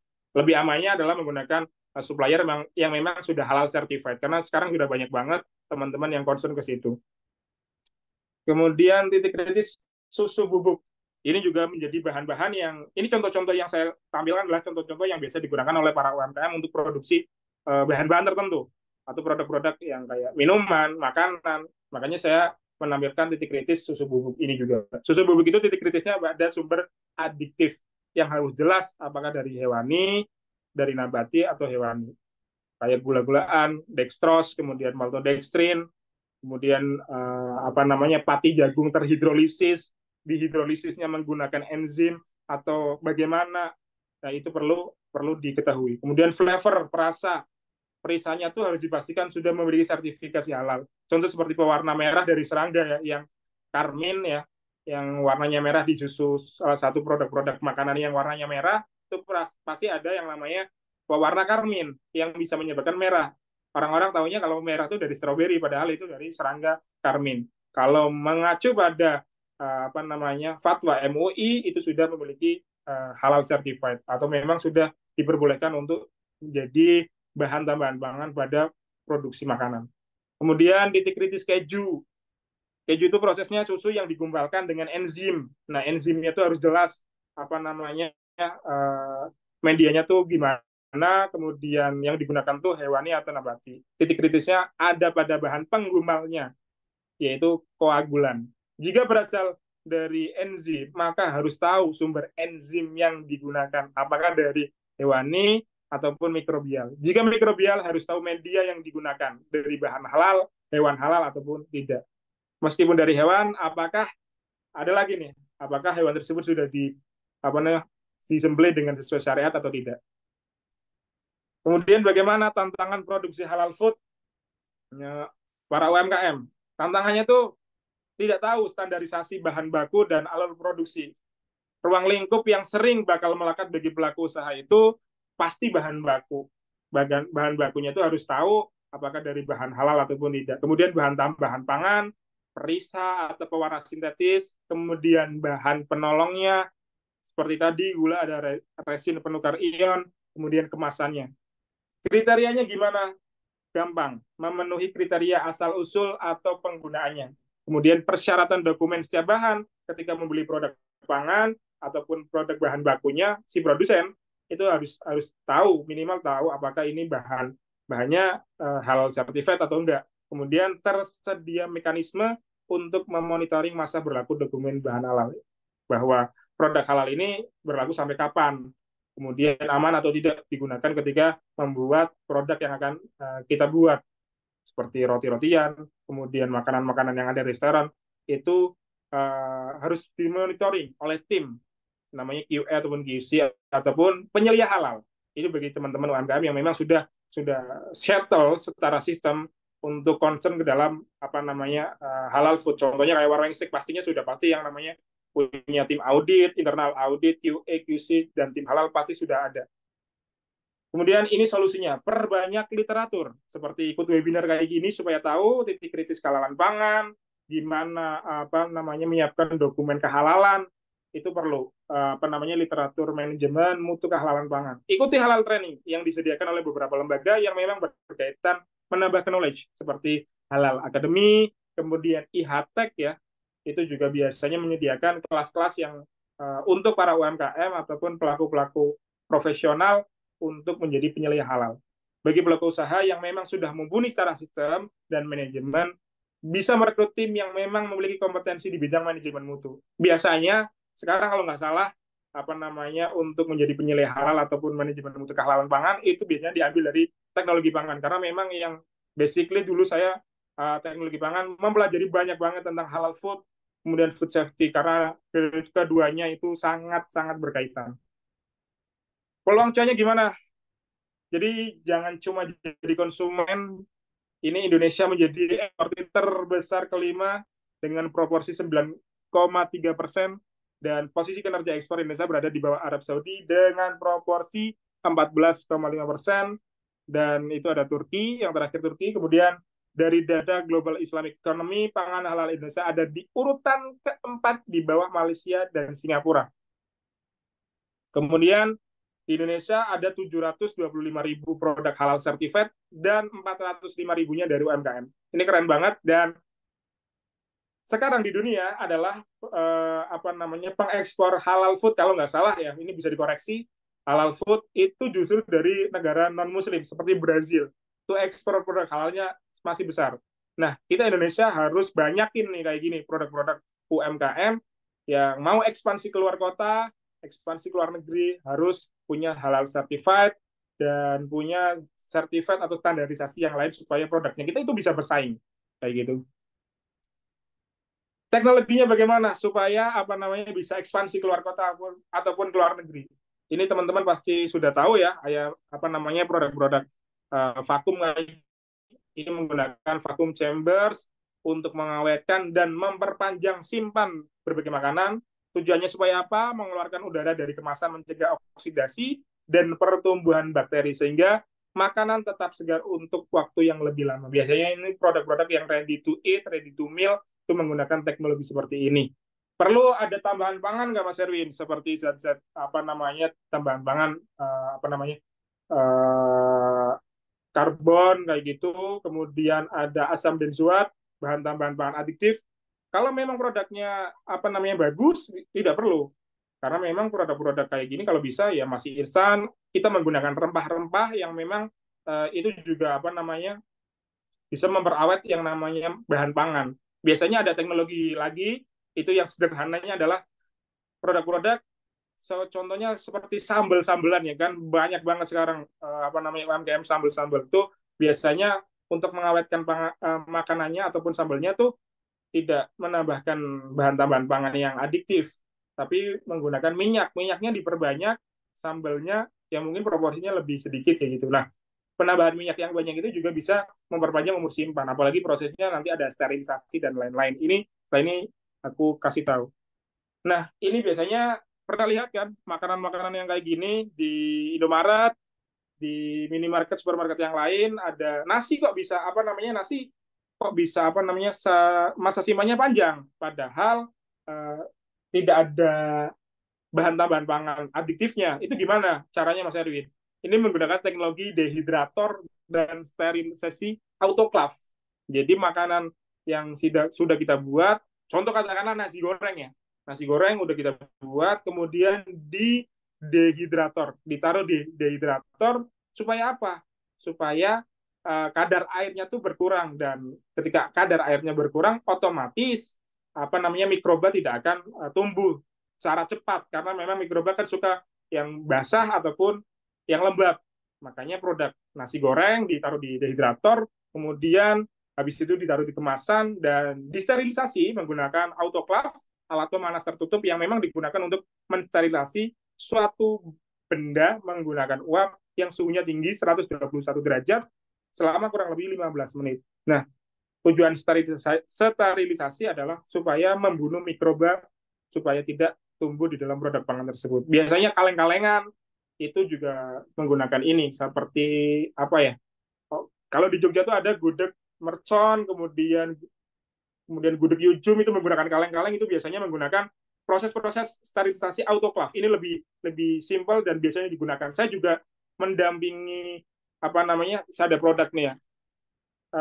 Ini kalau nggak salah ini produk kaldu-kalduan bone broth. Ini produk yang saya dampingi, dia menggunakan autoclave.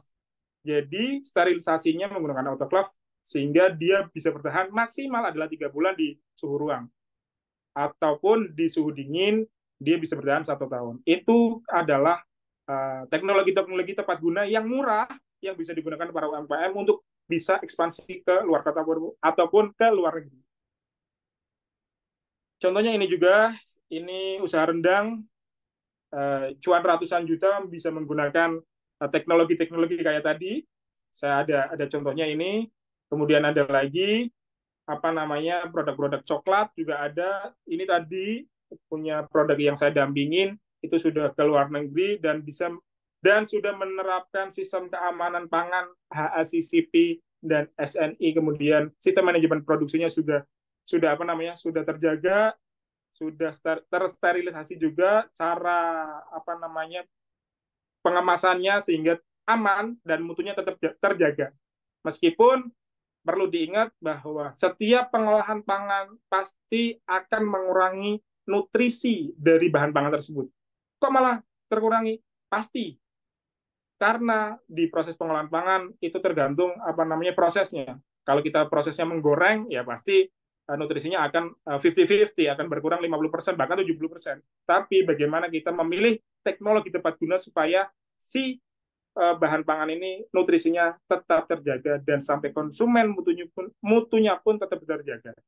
Mungkin itu yang bisa saya sampaikan, karena kalau membahas tentang manajemen dan sistem keamanan pangan tidak akan ada habisnya dan sangat panjang. Makanya saya coba meringkas dari semua experience yang saya miliki untuk bisa share ke teman-teman. Terima kasih. Wassalamualaikum warahmatullahi wabarakatuh. Waalaikumsalam warahmatullahi wabarakatuh. Baik, terima kasih banyak Kak Erwin untuk materinya yang sangat insightful. Banyak hal baru nih buat teman-teman UMKM pada siang hari ini. Semoga teman-teman makin aware dengan titik kritis bahan baku yang digunakan untuk usahanya dan semakin aware dengan teknologi pangan yang bisa digunakan untuk pengembangan usaha ke depannya. Gimana nih teman-teman UMKM untuk materi pada siang hari ini? Apakah sudah cukup jelas atau mungkin masih ada yang bingung-bingung? Oke, selanjutnya kita akan masuk ke sesi Q&A. Bagi teman-teman yang ingin bertanya kepada praktisi kita pada siang hari ini, kita persilahkan buat teman-teman untuk raise hand terlebih dahulu. Baik, sepertinya sudah ada yang raise hand nih dari Kak Ridwan. Baik,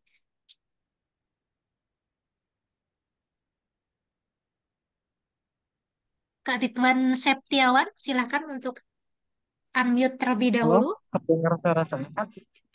Iya, sudah Kak. Ya, Silakan terima Kak kasih Ridwan. kepada moderator atas kesempatannya. Dan perkenalkan, saya Ridwan dari Bandung, izin bertanya. Untuk seorang UMK gitu, usaha mikro kecil, apakah penting Pak untuk membuat sertifikasi halal? Dan apa sih keuntungan yang dapat dirasakan jika UMK ini sudah memiliki sertifikasi halal tersebut Pak untuk UMK-nya gitu? Nah, terus tadi tuh dijelasin sama Bapak Zikro mengenai regulasi tentang penundaan kewajiban sertifikasi halal. Apakah akan memperlambat nih proses pembuatan sertifikat halal tersebut? Mungkin cukup pertanyaannya. Terima kasih. Baik, Kak Ridwan, pertanyaannya untuk Kak Zikro atau Pak Zikro atau Kak Erwin nih? Untuk Bapak Zikro, Oh iya, baik. Baik, silakan Bapak Zikro bisa langsung menjawab. Iya, terima kasih pertanyaannya dari siapa tadi? Di Bandung, Kak Ridwan, Pak Bapak. Ridwan ya, Ridwan di Bandung. Pertama, seberapa penting sertifikasi halal buat UMK? Ya, sebenarnya tadi udah dijelaskan juga itu sama sama siapa? Mas Erwin ya. Oh, pentingnya gitu kan. Tapi nggak apa-apa, saya akan mencoba menjelaskan dari sisi regulasi. Ya, jadi eh, Pak ya Kak Ridwan dan kawan-kawan yang lain ya ini kayaknya bertanya Kak Ridwan tapi jawabannya bisa untuk semua. Tanya seberapa penting. Nah ini sertifikasi halal itu berfungsi sekaligus dua kepada pelaku usaha eh, termasuk mikro dan kecil ya. Yang pertama ketika Anda mengurus dan telah mendapat sertifikasi halal itu secara langsung Anda telah menjalankan yang namanya mandatori regulasi. Kan tadi sudah saya paparkan bahwa wajib. Kenapa? Yang namanya wajib itu ada sanksinya. Kalau dalam ajaran agama Islam kan sesuatu yang wajib itu eh, jika ditinggalkan berdosa. Dalam perspektif regulasi kita, jika tidak dilaksanakan sesuatu yang wajib itu ada sanksinya. Nah, sampai dengan tahapnya berakhir tidak bersertifikasi halal itu sanksinya ada dua. Yang pertama teguran, ya. Sanksi pertama teguran tertulis. Nah, sanksi kedua adalah barangnya tidak boleh beredar di Indonesia. Nah, itu. Nah, itu. Jadi kalau kita sudah punya sertifikasi halal, ya. Jadi kalau Kak Ridwan sudah punya sertifikasi halal, manfaat pertamanya itu telah menjalankan kewajiban yang diatur undang-undang sehingga terhindar dari sanksi. Itu manfaat pertama. Tapi ada manfaat yang lebih besar menurut kami, ya, ketika sudah bersertifikat halal. Tadi sudah saya sampaikan, yaitu memberikan nilai tambah, ya, dan brand image kepada semua pelaku usaha yang produknya telah bersertifikat halal. Jadi sudah dijelaskan, tidak hanya oleh saya, tapi juga oleh Kak Erwin tadi, demand terhadap produk bersertifikat halal itu makin tinggi. Tidak hanya di Indonesia, di luar negeri. Tadi sudah saya sampaikan, ya, lebih dari 100 lembaga halal, ya, lebih 50-an, ya, 54 atau 59 negara itu eh, pelaku usahanya itu mendorong pemerintahnya atau mendorong lembaga halal di negaranya untuk kerjasama dengan Indonesia.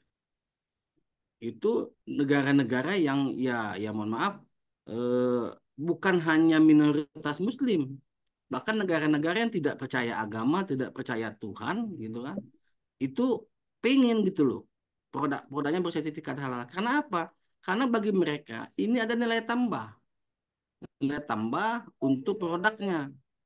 Sehingga kalau negara atau pelaku usaha yang mohon maaf bukan beragama Islam atau bahkan tidak beragama, tidak percaya Tuhan tuh pingin produknya bersertifikat halal, kenapa kita tidak gitu kan? Nah, ini memang kadangkala di tengah karena kita ini mayoritas pelaku usahanya UMK utamanya mayoritas Muslim itu merasa Allah nggak penting lah, saya kan sudah pasti halal.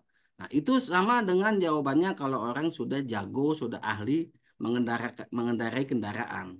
Nah, seorang pembalap yang hebat pun, ya, dia jago atau seorang pakar kendaraan, ya, yang ahli pun, kalau dia ahli iya, tapi ketika ditanya oleh polisi SIM-nya mana? Ya nggak bisa apa-apa juga kan gitu kan, ya karena tidak ada bukti jaminan hukumnya. Nah, jadi itu manfaatnya gitu, selain terhindar sanksi ada nilai tambah gitu kan, nilai tambah terhadap produk-produknya. Ya ini kami ini terus terang sampai ke level menteri harus turun tangan meladeni negara-negara yang ingin pelaku usahanya itu bersertifikat halal. Besok lusa ini menteri kami harus ke Uruguay. Uruguay itu dubesnya sampai datang berkali-kali ke kita, pingin supaya produk-produk pelaku usaha mereka itu diakui kehalalannya oleh Indonesia. Untuk apa? Apakah hanya untuk dijual di Indonesia? Tidak juga. Saya menghadiri event-event halal expo di internasional, ya. Terakhir itu di Thailand, yang dekat-dekat aja, ya, Thailand, Brunei, dan juga beberapa negara lain. Itu produk-produk dari luar negeri yang sudah dapat sertifikat halal dari Indonesia itu dipajang. Saya nanya loh, kamu kan, nah, ada salah satu produk ya minuman susu, produk Korea. Itu produk halal Indonesia dipajang di event halal expo internasionalnya Thailand.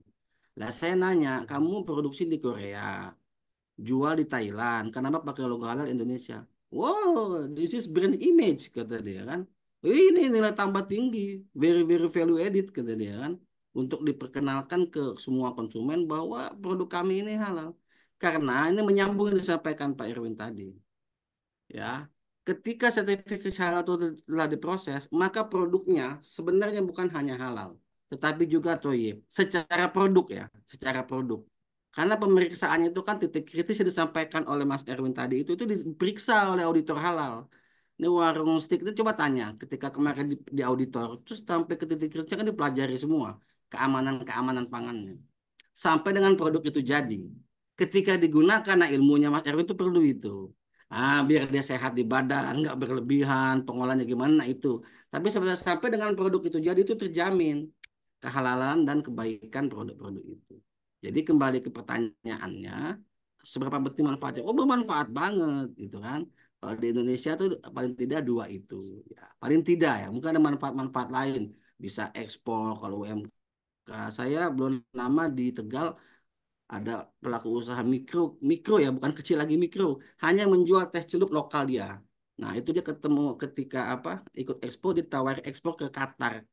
Tapi dia belum bersertifikat halal. Nah, dia pengen ngurus karena produk dia masuk chef declare, dia mau ikut yang gratis. Kebetulan sudah habis paket yang gratis ini yang dari pemerintah. Dia mau daftar sendiri, bayar lah Pak, kata dia. Kan nilai tambah. Jadi saya pikir itu jawabannya, menjalankan kewajiban regulasi agar terhindar dari sanksi, ya, dan untuk manfaat dan tambah produknya. Kaitannya apa yang dimundurkan? Bakal lama nggak? Ya seharusnya tidak, karena kan yang dimundurkan hanya tahapannya, limitnya, kewajibannya tetap melekat. Jadi mumpung ditambah oleh Pak Presiden, Pak Jokowi, segera. Kenapa? Karena kami ini kan banyak ini layanannya, jadinya karena semakin banyak waktunya nggak cukup, ditambah waktunya. Nah, jangan sampai ketinggalan gerbong untuk tidak mendapatkan sertifikasi halal. Saya pikir itu jawabannya Mbak Diani. Makasih. Terima kasih banyak Bapak Zikro atas jawabannya. Mungkin kita lanjutkan untuk pertanyaan yang selanjutnya. Ini sudah ada yang raise hand lagi nih dari Kak Alma Safira. Silakan Kak Alma. Oke, baik. Selamat pagi semuanya. Terima kasih kepada moderator yang sudah memberikan saya kesempatan untuk bertanya. Halo Bapak, perkenalkan nama saya Alma Safira Ramadhani.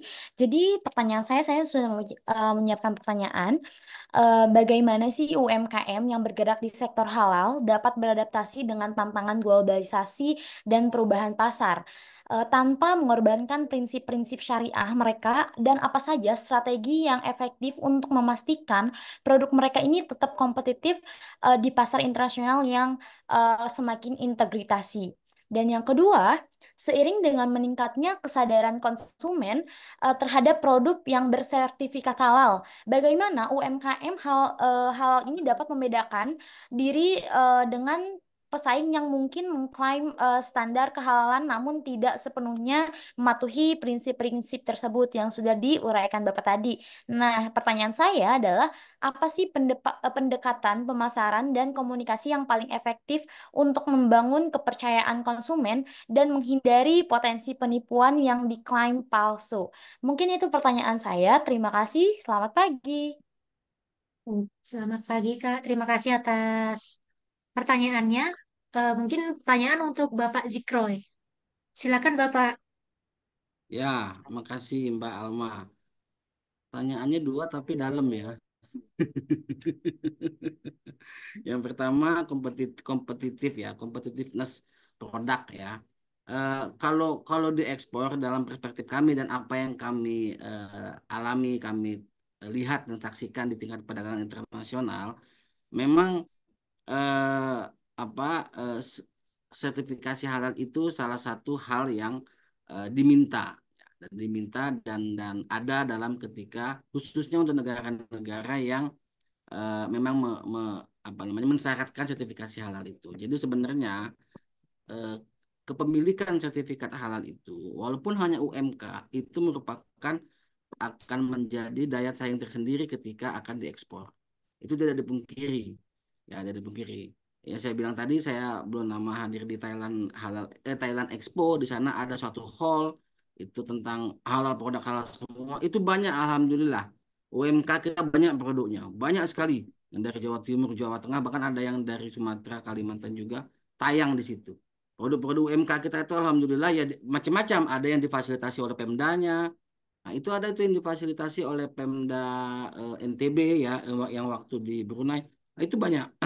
Jadi memang negara-negara tersebut mewajibkan sertifikasi halal. Sehingga ketika punya sertifikat halal itu kompetitif sendiri. Lalu nyambung ke pertanyaan kedua, bagaimana dengan produk-produk yang mengklaim gitu kan? Yang mengklaim gitu kan. Nah, kalau ya selagi sama-sama punya sertifikat halal, sebenarnya dari sisi aspektif jaminan produk halal itu sama statusnya ya kalau sama-sama punya sertifikat halal.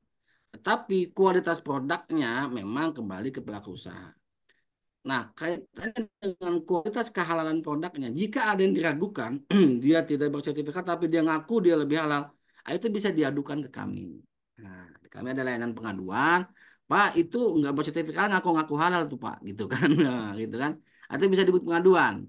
Nanti ada tim kami yang menindaklanjuti. Udah banyak ya kita kasih peringatan. Karena itu ada konstruksinya di undang-undang, bukan di undang-undang halal ya, tapi di Undang-Undang Perlindungan Konsumen. Nah, Undang-Undang 8 tahun 2009 itu Undang-Undang Perlindungan Konsumen itu dinyatakan semua produk ya yang ditanda kutip dideklar atau dinyatakan halal kepada konsumen itu wajib memenuhi ketentuan halal yang berlaku di Indonesia. Jika tidak, maka kena sanksi. Sanksinya itu pidana 5 tahun, denda maksimal 2 miliar. Jadi kalau ada produk ngaku-ngaku halal, ya pakai label halal sendiri tuh. Kadang-kadang pakai label halal dia sendiri gitu kan. Nah, itu padahal dia nggak bersertifikat halal. Dan ketika betul-betul tidak halal, itu bisa kena pidana. Itu bentuk dari perlindungan konsumen. Nanti yang menindak teman-teman dari penyidik di Kementerian Perdagangan dan di aparat penegak hukum, bukan di kami. Tapi kami suka menerima pengaduannya juga. Atau kami teruskan ke yang berwenang. Kalau kami kan di aspek kewajiban sertifikat halalnya dan menjaga kehalalannya. Nah, bagi yang belum bersertifikat halal, tapi dia ngaku-ngaku, apa tadi istilah Mbak Alma, dia merasa lebih lebih lebih tinggi lah gitu. Nah, itu kalau emang dia tidak terbukti tidak bersertifikat halal bisa dibuat pengaduannya gitu. Kalau sudah bersertifikat halal dia apa namanya otak-atik gitu kan, padahal barang itu tidak halal, jadi artinya kan dia udah bersertifikat halal. Tapi di otak-atik nih sama dia menjadi tidak halal, tapi tetap ngaku halal, nah itu bisa kena sanksi pidana juga. Gitu. Jadi saya pikir itu jawabannya untuk Mbak Alma. Mudah-mudahan cukup menjawab pertanyaannya. Terima kasih. Baik, terima kasih Bapak Zikro untuk jawabannya. Dari Kak Alma Safira, apakah sudah cukup jelas, Kak? Atau Sudah mungkin cukup masih... jelas, Bapak. Terima kasih atas pemaparannya. Baik, terima kasih banyak Kak Alma Safira atas pertanyaannya. Baik, kita lanjut ke pertanyaan selanjutnya. Assalamualaikum warahmatullahi wabarakatuh. Waalaikumsalam warahmatullahi wabarakatuh. Terima kasih. Saya ingin bertanya, jika pelaku UMKM ini hanya sebagai produksi, kemudian mengikuti prosedur halal dan sebagainya, sehingga terbit sertifikat halal. Nah, oleh UMKM lain, katakanlah dia akan mengemas ulang. Nah, apakah pengemas ulang ini harus mengikuti atau harus mendapatkan sertifikat halal juga? Walaupun tadi katakanlah contoh ya, label dari UMKM tadi rotiku, dia hanya memproduksi saja, tidak menjual. Namun dia sudah mendapatkan sertifikat halal. Oleh Aneka Snack membeli produknya lalu dikemas ulang dengan mencantumkan rotiku dikemas oleh Aneka Snack. Nah, apakah Aneka Snack ini harus melakukan atau mendapat mengikuti sertifikat halal lagi? Terima kasih. Assalamualaikum warahmatullahi wabarakatuh. Waalaikumsalam warahmatullahi wabarakatuh. Kak Fitri, untuk pertanyaannya untuk Bapak Zikro ya? Iya, Pak. Oh ya, baik. Silakan Bapak untuk menjawab pertanyaan dari Kak Kak Fitrian. Fitriana ya. Nah, jadi Iya. gini, kalau ada produk sudah bersertifikat halal, lalu dikemas, dikasih brand lagi, ya kan? Perlu nggak sertifikat halal? Nah, itu kan sertifikat halal yang terbit itu tercantum di sertifikatnya nama produk, nama pelaku usahanya. Nah, Kak Fitri ini ingin mengemas ulang, menjual dengan brand sendiri. Kan jadi beda dengan yang ada di sertifikat itu. Sertifikat itu untuk misalnya si roti, tapi rotiku.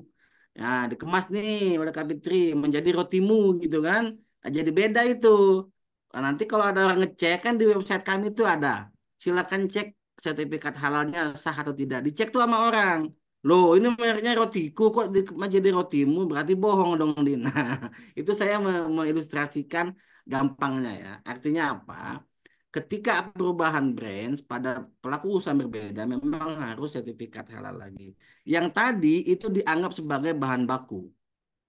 Yang sudah sertifikat halal dianggap sebagai bahan baku. Nah, bahan baku utama. Bahan tambahan Anda itu pengemasnya itu. Itu pun nanti oleh auditor akan dicek, ditanya tanya Kak Erwin itu. dicek alat pengemasnya itu sesuai nggak dengan titik kritis gitu kan. Dicek lagi itu karena banyak juga pengemas-pengemas makanan itu yang titik kritisnya berbahaya. Sekarang ini luar biasa teknologi pangan pengemasan itu luar biasa Bapak Ibu sekalian ya teman-teman, luar biasa. Kadang-kadang demi murahnya aja orang nggak tahu kalau itu mengandung dari unsur-unsur yang diharamkan gitu kan. Nah itu perlu dicek lagi nantinya. Jadi memang ketika ada tambahan pengolahan maka dia harus bersertifikat halal lagi. Walaupun tentu nggak sesulit yang pertama. Nanti yang dicek hanya cara pengemasan dan alat yang digunakan serta bahan yang digunakan untuk mengemasnya oleh auditor. Yang bahannya kan udah selesai tuh sertifikat halal, sepertinya itu nggak dicek lagi, dianggap udah selesai. Itu seperti itu ya. Kecuali kalau Anda nggak ngapa-ngapain, ngambil dari rotiku, jual lagi tetap dengan nama rotiku juga, ya itu enggak gitu kan. Kan memang sudah sesuai. Tapi ketika dirubah, ya tentunya jadi berbeda nanti.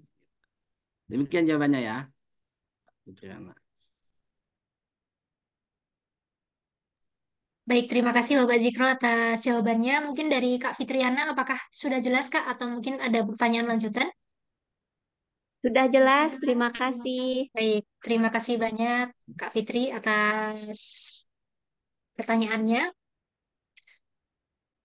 Baik, mungkin untuk penanya selanjutnya Bapak, ini ada dari Kak Maurin. Oke, halo, bisa Halo Kak suara saya, Maurin. suara saya terdengar? Iya, sudah terdengar Kak. Oke, oke. Ya, terima kasih untuk kesempatannya. Hmm, saya mau tanya sih sama Kak Erwin ya. Eh, Produk halal itu konsepnya setahu saya cukup menarik, bahkan menarik untuk non-muslim sekalipun kayak tadi Brazil pun juga sampai menjadi pengekspor halal food. Padahal Brazil itu negara non-muslim. Saya mau tanya, seberapa besar pengaruh produk halal itu di antara muslim maupun non-muslim itu sendiri? Padahal kan sebenarnya non-muslim itu nggak butuh halal gitu kan, cuma kayak perlu. Nah, seberapa besar pengaruhnya? Terima kasih. Baik, terima kasih Kak Maurin. Silakan Kak Erwin untuk pertanyaannya bisa langsung dijawab. Oke, thank you. Cakep pertanyaannya. Orang muslim, non-muslim itu nggak butuh kayak gitu. Yang di perspektif yang saya pelajari dari berbagai macam penelitian, ya ini saya literaturnya ada. Setelah saya pelajari bahwa orang-orang luar negeri yang katakanlah non-muslim, kenapa bahkan yang tadi Pak Sigur bilang tidak punya agama, ya ateis, kenapa dia lebih aware tentang produk halal sampai sekarang? Itu bukan tentang halal dan apa namanya logo halalnya ataupun validasi halalnya, tapi sudah melekat di desain pikiran orang non-muslim yang sekarang, katakanlah di luar negeri, bahwa standarisasi dari produk yang halal itu sudah pasti yang namanya supply chain-nya halal sehingga ke customer juga apa namanya baik. Itu bukan tentang validasi halal itu ataupun tidaknya, tapi orang luar negeri meyakini bahwa produk halal itu mutunya udah pasti bagus. Udah disinggung Pak Zikro di awal bahwa sudah pasti bagus dari hulunya, itu sudah diaudit apakah menggunakan bahan baku yang diharamkan, yang nutrisinya, kalau perspektif teknologi pangan ya, kalau dalam gizi itu nutrisinya apakah sudah pasti makro dan mikronutriennya itu tidak hilang, kemudian prosesnya itu bagaimana, bisa menurunkan nutrisi dalam pengolahannya atau tidak. Saya juga tadi udah menyinggung bahwa proses pengolahan pangan itu pasti akan menurunkan nutrisi, tapi teknologinya tuh gimana caranya supaya tetap terjaga bahan baku si makanan itu. Kemudian alur distribusinya, pengemasannya, karena memang ada titik kritis pengemasan tadi menarik bahwa pengemasan pun apa namanya ada titik kritisnya di dalam bahan penolongnya ya. Di dalam bahan penolongnya seperti petilet ataupun apa namanya bis itu bisa jadi bahan penolong di kemasan. Kemudian ketika bahan pengemasan, ketika hulunya, kemudian prosesnya, kemudian produksinya, distribusinya sudah standarisasi, halal, kemudian sampai ke tangan customer itu baik, dalam mutunya bagus. Nah, itu yang dicari. Kenapa tingkat kepercayaan orang-orang yang ada di luar negeri, bahkan di Amerika itu naik sekitar 25%, itu junk food di sana sangat naik ketika ada beberapa gerai-gerai yang ada junk food yang ada di luar negeri itu halal certified. Karena yang dicari adalah mutunya, higienitasnya, sehingga produk pangan yang dihasil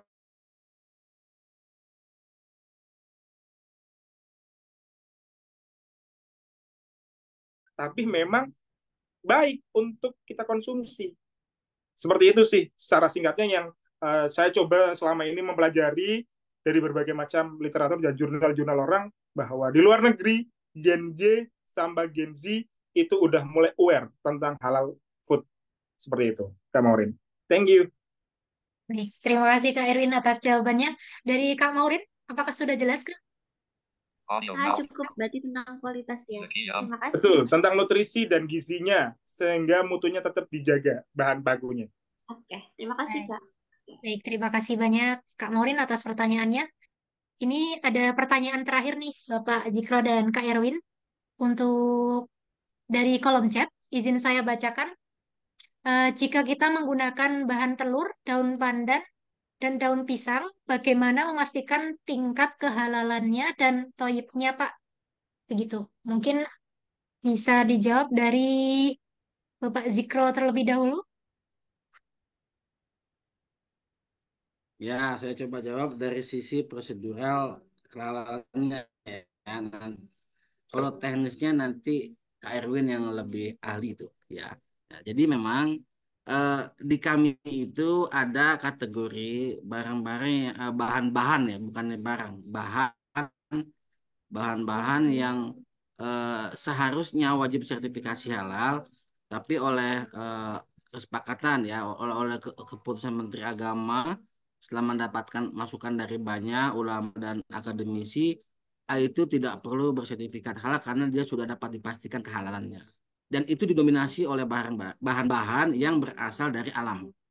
Nah, jadi langsung insya Allah diciptakan langsung oleh Allah Subhanahu Wa Taala. Misalnya kayak telur gitu kan ya. Nah, telur itu nggak perlu sertifikat halal. Selagi telur itu masih telur doang, nggak ada apa-apain ya. Tapi kalau jadi omelet segala macam wajib itu kan gitu ya. Itu terus pisang tadi itu kan ya. Seperti itu. Kalau masih buahnya belum apa-apain, masih buahnya aja, nah itu tidak wajib bersertifikat halal karena kehalalannya sudah dituangkan dalam Keputusan Menteri Agama nomor 1360 tahun 2021. Nah, terus wajib bersertifikat halal secara wajib, dia kan nggak ngurus. Nah, bagaimana untuk menjamin kehalalannya ketika diolah segala macamnya? Nah, itulah perlunya ilmu-ilmu yang disampaikan Pak Kak Erwin tadi itu, gitu kan ya. Kalau di kami nanti auditor itu cukup ngecek, oh, bahannya apa? Telurnya langsung dari ayam, gitu kan? Ya, oke, nggak perlu dicek sertifikat halalnya. Terus telurnya, pisangnya langsung dari tanamannya lah.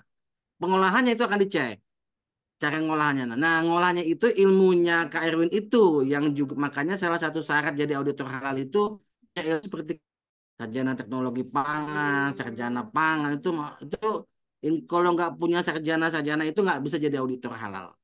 Nah, jadi itu nanti jadi sekali lagi secara prosedural regulasi kita itu mengatur halal itu oke secara saintis, secara keilmuan khususnya keilmuan pangan untuk makanan minuman itu yang memeriksa auditor dengan latar belakang keilmuan seperti Kak Erwin itu dan banyak ya sarjana-sarjana lainnya yang terkait sarjana biologi kalau untuk produk biologi sarjana peternakan kalau untuk produk-produk hewan gitu kan itu secara saintis halal nanti dibawa ke sidang fatwanya ulama. Nah secara fikih secara Islam halal atau tidak juga. Nah, halal begitu kata ulama itu halal secara keilmuan sains halal secara fikih itu halal baru BPJPH mengeluarkan sertifikatnya secara prosedur gitu. Nah, karena ada produk-produk yang secara alami enggak ikut prosedur ini, nah itu pengolahannya perlu ilmu-ilmu yang disampaikan tadi Kak Erwin tadi. Makanya kami itu biasanya ya kalau yang kayak gini-gini kami itu teman-teman di BPOM. Nah, yang kayak KRU ini di BPOM banyak, gitu kan. Nah, itu partner kami tuh untuk mengecek yang hal seperti itu. Nanti BPOM akan melakukan pengawasannya. Itu jawabannya secara lengkapnya ya. Makasih. Baik, terima kasih Bapak Zikro. Mungkin dari Kak Erwin ingin menambahkan nih terkait pertanyaan dari Kak Duta. Oke, pertanyaan. Saya jawabnya simpel karena ketiga bahan itu termasuk positive list sudah pasti halal, sudah pasti ya. Tapi itu mau dibuat apa tuh produknya? Ketika katakanlah tadi ngomongin pisang, kalau di supermarket itu kan pisangnya udah dilapisi edible film. Saya udah singgung di awal bahwa buah itu positive list. Daun pisang itu juga pasti positive list. Buah-buahan semuanya positive list. Tinggal bagaimana edible filmnya itu dibuat menggunakan apa? Apakah menggunakan bahan-bahan nabati? Saya dulu buat yang namanya edible film menggunakan ubi-ubian. Itu udah pasti positive list. Tapi ada juga edible film yang menggunakan bahan hewani gelatinnya dari tulang-tulangan. Apakah menggunakan tulang baby ataupun hewan yang memang tidak disembelih secara syariat. Itu jadi titik kritis sehingga ketika produk-produk itu positif list digunakan untuk membuat satu produk dan ada bahan tambahan yang lain, contoh itu jadi puding katakanlah, telurnya ada ataupun bukan puding berarti ya, roti-rotian, cake, banana cake katakanlah, ada telur positif list, daun pandan positif list, pisang positif list, tapi ada penambahan ekstrak vanili. Tadi vanilinya tidak halal. Nah, ini jadi resiko. Makanya teman-teman bahwa titik kritis bahan hewani seperti telur, kemudian ikan atau nabati seperti buah-buahan dan sayuran itu ada titik kritisnya masing-masing meskipun positif list. Tinggal bagaimana bahan penolong ataupun bahan tambahannya itu ditambahkan itu apa. Gitu. Katakanlah beli pisang di pasar, itu ada edible-nya nggak? Ya kalau selama saya coba hidup di sini di dunia ini kayaknya kalau di pasar ya udah dari apa namanya si punya kebun dijual di pasar dia tidak menggunakan edible film kecuali dia dijual di yang namanya supermarket minimarket itu baru mungkin jawabannya itu sih sudah pasti positif list jadi tidak perlu khawatir tinggal bahan tambahan atau bahan penolongnya. Terima kasih banyak Kak Erwin untuk jawabannya. Mungkin mengingat waktu. Nah, untuk teman-teman yang sudah mengaktifkan diskusi pada siang hari ini, saya ucapkan terima kasih banyak. Saya juga ucapkan terima kasih banyak untuk Kak Erwin dan juga Pak Zikro atas jawaban-jawabannya. Semoga dapat membantu insight dan juga pengetahuan dari teman-teman UMKM yang ada di sini. Baik, lanjut ke sesi yang selanjutnya, yaitu sesi closing statement dari pemateri kita pada siang hari ini. Baik, untuk yang pertama ada closing statement dari Bapak Zikro. Kepada Bapak Zikro, kami persilahkan. Ya, terima kasih Mbak Dani. Jadi rekan-rekan sekalian, para penggiat, pelaku usaha, entrepreneur mikro kecil yang hadir ya di kesempatan webinar kali ini, eh, bagi yang produknya belum bersertifikat halal, segeralah ngurus sertifikasi halal. Nah, bagi yang sudah, ya jangan lupa dijaga kehalalan produknya. Itu yang pertama. Yang berikutnya, ya bahwa kehalalan produk atau produk yang terjamin kehalalannya saat ini sudah tidak lagi menjadi layanan agama, sudah menjadi layanan ekonomi pergeserannya. Jadi kalau kata teman-teman pelaku usaha ini udah bisnis bro, bukan lagi masalah you Islam, you Muslim atau you non Muslim, bukan. Ini sudah bisnis, ya kan? Sudah bisnis. Jadi UMK kalau istilah Pak Teten tuh Menkop UMK ya, istilah Pak Presiden juga, kalau ingin naik kelas ya urus sertifikasi halal. Yakinilah akan bermanfaat. Paling tidak dua tadi manfaatnya saya sampaikan mengikuti kewajiban di undang-undang sehingga terkena sanksi dan ini yang paling utama memiliki nilai tambah terhadap produknya karena semua produk yang sertifikat halal itu prosesnya yang sebagaimana detail disampaikan tadi akan membuat konsumen terjamin kehalalannya barang yang dikonsumsinya. Demikian dari saya mungkin saya akhiri saya mohon maaf kalau ada kurang berkenan. Wallahul muwaffiq ila aqwamit thoriq. Assalamualaikum warahmatullahi wabarakatuh. Waalaikumsalam warahmatullahi wabarakatuh. Terima kasih Bapak Zikro atas closing statement-nya. Semoga teman-teman UMKM semakin termotivasi. Bagi yang belum memiliki sertifikasi halal, segera daftarkan usahanya. Baik, selanjutnya kita akan dengarkan closing statement dari Kak Erwin. Kepada Kak Erwin, kami persilahkan. Thank you. Kalau dari saya, jaga higienitas produk teman-teman UKM atau teman-teman yang mau usaha, jaga higienitas. Kalau bisa, nih, ujikan di laboratorium produk kalian supaya teman-teman lebih aware tentang informasi legisi apakah yang ada di produk kalian. Karena sekarang bukan hanya sekedar halal, tapi nutrition fact yang ada di produk pangan kalian, produk pangan yang teman-teman UKM mau launching atau diproduksi dalam skala besar, sekarang customer sudah mulai aware tentang nutrition fact, gulanya, natriumnya, dan lain-lain sudah mulai itu. Makanya teman-teman silahkan scale up bisnisnya dengan labeling halal dan informasi nilai gizi. Mungkin itu aja sih supaya kepercayaan customer terhadap produk teman-teman UKM, terutama produk pangan, itu terjaga. Tidak kehilangan customer, justru menaikkan revenue. Itu aja sih. Terima kasih dari saya. Thank you. Assalamualaikum warahmatullahi wabarakatuh. Waalaikumsalam warahmatullahi wabarakatuh. Baik, terima kasih Kak Erwin atas closing statement-nya. Baik, selanjutnya untuk sesi yang selanjutnya yaitu sesi mungkin foto bersama nih buat kenang-kenangan pada acara kita pada siang hari ini. Buat teman-teman yang belum on cam, mungkin dipersilakan terlebih dahulu untuk on cam. Silakan untuk teman-teman yang belum on cam bisa on cam terlebih dahulu.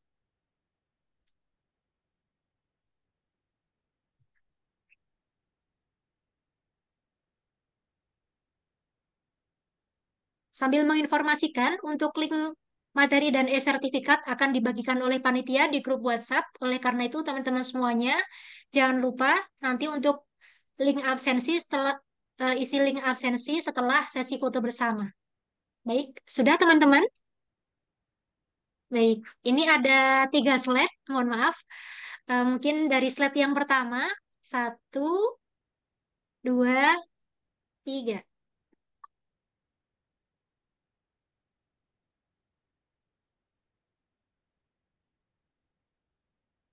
Baik, kita lanjut ke slide yang kedua. 1, 2, 3. Baik, kita lanjut ke slide yang terakhir. 1, 2, 3. Baik, baik. Terima kasih banyak teman-teman semuanya dan juga Bapak Zikro dan Kak Erwin. Terima kasih banyak sudah meluangkan waktunya dan berbagi ilmu dan juga pengalamannya yang luar biasa pada kita semua. Semoga dapat menjadi amal jariah dan juga bermanfaat untuk usaha teman-teman UMKM di sini.